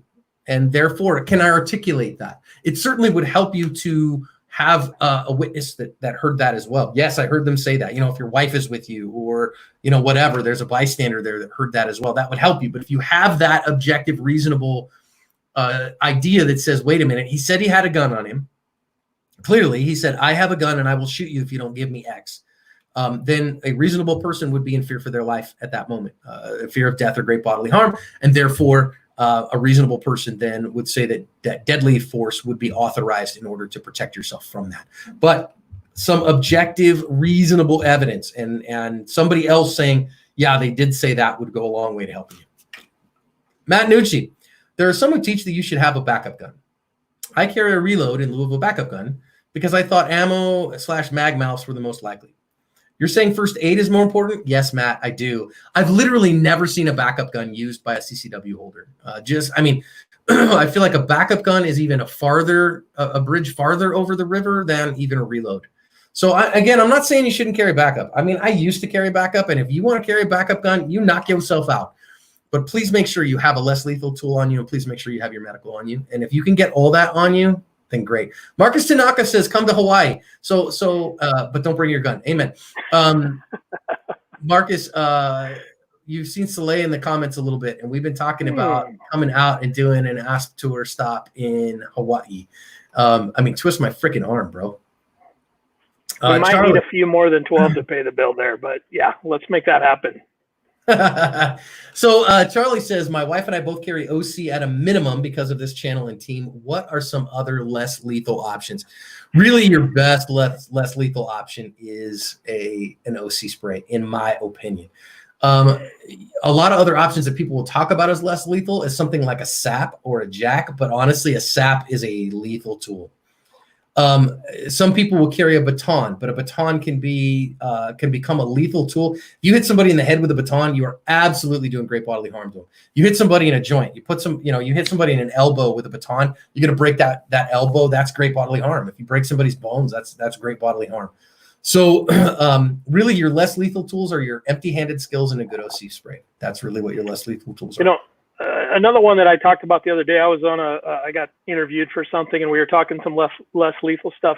But if you are paying attention enough and you can see what's going on, a flashlight is a great less lethal tool because you can do that and give yourself some space. A really bright one is really good at night when somebody's there. It settles everything down. And that's one that we don't talk about enough, but it's not really a weapon. But it can kind of act like one. If it's dark enough, boy, those lumens hurt. A good Kubotan, which a good flashlight should act as a good Kubotan. And so a good Kubotan, but you got to have some knowledge. You got to have a strong empty-handed skill set. And you got to be careful, man. If I take a solid Kubotan or a tack pen or something like that, I whack you with a tack pen, I'm going to take chunks out of you pretty fast. And guess what? Taking a chunk out of somebody is great bodily harm. Yep. Tori said, if I can get 15 people, you'll come to my house in private range. Heck yes. Done. Yes. Let's see here. Andy. There's a fair. Yep. Andy Plater said, John, do you think road rage attacks are more common than armed robbery? I don't think road rage attacks that rise to the level of an attack are more common than armed robbery. I think road rage is way more common than armed robbery. I saw it on the road yesterday. In fact, my daughter and I were driving home from delivering some Newbold targets to a friend, and we saw two idiots, one bigger idiot road raging on another idiot. And so I think those happen all the time, but thankfully they very seldom rise to the level of an actual attack where somebody's hitting you with their car or drawing a gun or something. Okay. D. Walter, John, red dots seem to be the future. Do you recommend getting proficient with irons first? If yes, to what degree? Ooh, you have opened a big kettle of fish. The answer is just like, I'll say it. Just like in modern rifle work, you really don't need to work a student anymore to be iron proficient on a rifle. That's just the thing of the past. I really think we're not quite there yet, but we could get there. That if you were a new shooter and you wanted to start shooting defensive pistols with a red dot, I think you're entirely right to do so. Okay. Jeremiah Ansel asked, do you see people who aren't doing what they should because they are being aware? Not looking for trouble, but watching for trouble. I don't quite understand that question. Do you see people who aren't doing what they should because they are being aware? Oh, so in other words, like they're people watching, and so their creep alarms going off, watching for trouble, and so they're looking weird. Yeah, I mean, very seldom, but occasionally, you see somebody that's wearing a pair of tack pants and a 511 hat, and he's being all dicey cat on a hot tin roof, and you go, yeah, that guy's carrying a gun, and he's being a little weird, but that's fine. Scott Rodig asked, will you guys be offering more online classes? I'd like to see surviving an armed robbery and evidence-based approach, since I don't know if USCCA Expo is happening. In fact, it looks like it hopefully will in the fall, maybe. But I don't know, Neil. I think we could do the surviving an armed robbery and evidence-based approach. You think? Yep. Yeah, absolutely. We're going to do this again on the 29th, just for those that couldn't make tonight work. I think we had 70 or 80 or so register for this, and we'll get a few more between now and then. We're going to do this exact same thing, and everybody that's watching tonight is welcome to come back. We're covering the same stuff. Hopefully we don't have the technical issues that we had, but yeah, I think the next step is doing another one of these on another topic. I think that's a great idea. Okay, so Stephanie Neal is saying that Diana has a question about insurance. Yep, I'm looking for it right now here. Hold on. Answer this question while I find it. Scott Hull, what's the next step of your analysis? You mentioned the database. What are you looking for in the future to expand or dive deeper into your data? I think that, we're getting an actual statistical analysis. If we can get all 2,000 of the videos in a database, and we're looking at over multiple different, what's the word I'm looking for? Data points, different things that we're looking for there. And so then we're just using that to be more evidence-based in our training. And then we're using that to try to inform. So our next step that we just started, Scott, is an instructor certification program where we're training people how to teach and training people not necessarily how to shoot, but how to teach. And then our next step will probably be certifying ask certified instructors in the principles that we see in the videos again and again. So that's probably where we'll go in the next year to year and a half. Yeah, I'm not having any luck finding Diane's because the comments are scrolling by a little bit too quick here. Okay. But I think Steph was saying, suggestion said that, would you be willing to suggest the best legal insurance? It kind of depends on what's available in your state. All right. Now, okay, so mea culpa, here's where all things get disclosury. Firearms Legal Protection is a sponsor of Active Self-Protection.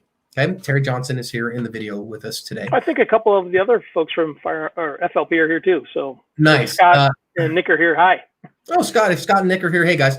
And I love FLP. We have worked with FLP now for the last couple of years, and they have done us really well. And they are good folk who I really value. So if they're available in your state, they are far and away the number one that I would recommend. And if not, shoot me an email or something. And if they're not available in your state, then we can help you find one who is. Yep. Okay, it's 8 o'clock, Neil. Do we have any more burning questions we got to answer before we go? I just put one up for you, and I'm kind of looking here. There's a lot more here, but I think unfortunately it's 10 o'clock where I am. Let's talk a little bit information on the dry fire group. So today, our dry fire group grew from about 1,600 to 2,400, and there's 200 more people getting to come into it. Typically, we try to grow it a little bit slow so we can kind of keep the personality of the group the way it is. But John posted a picture of somebody's target on the main Facebook page for Ask today, and mentioned, hey, come over and join us. And apparently everybody on the internet saw it. So it's been fun to see that. We're seeing that really grow. But it's basically go to Facebook, search for Ask Dry Fire Challenge. We post up typically our Monday videos. We did our FBI challenge there where we did 6 weeks of concentrated dry fire so that folks could go work on and do the FBI qualification. And Mrs. Asp, John's wife, actually went through this as kind of a non-shooter to start and then pass the FBI qual. That was so much fun to see that happen. But so just search Asp Dry Fire Challenge. You have to answer a question to get in. The answer is Mantis. Yes. That's the sponsor. It's not a difficult question, but yeah, it's there. So that picture that I put up on the main Facebook page so far today has gotten about 70,000 people reached. So about 800 of them decided to come and be a part of the dry fire group. We'll see how that goes. Well, yeah, and it looked like basically the target looked like some guy shot it with a shotgun from about 30 yards and was pretty proud of it, and wasn't really interested in getting any input on getting better. So. But yeah, I think that there's other questions here, John. But folks, I'm sorry, we're going to kind of cut this thing off. Come back on the 29th for sure. Bring any questions you have there. We'll try to keep this thing going. I think this is what our third time doing this, John. We did a couple of test runs here a couple of weeks ago. I think we're getting better at it, and we'll continue to work on this kind of stuff. Again, you can come to the Facebook page, ask questions. You can ask questions in the comments of YouTube. We've got the whole Ask staff does comments, except for me. I stay out of there because I'm not skinned enough. But you can email me. I run a lot. I try to stay really involved with the dry fire group because that's really a passion of mine. So you'll see me in there commenting and dealing with a lot of the stuff in there a lot. But John's there all the time. So there's lots of ways to get a hold of us. Neil at Active Self Protection, John at Active Self Protection, Steph at Active Self Protection. Hit us up. If you want us to come see you and train with you, let us know. We'll work that out. I'd love to do that. But for the time being, be safe and let's get through this COVID thing and see how we do coming out the other side. Amen. God bless you guys. We'll see you soon.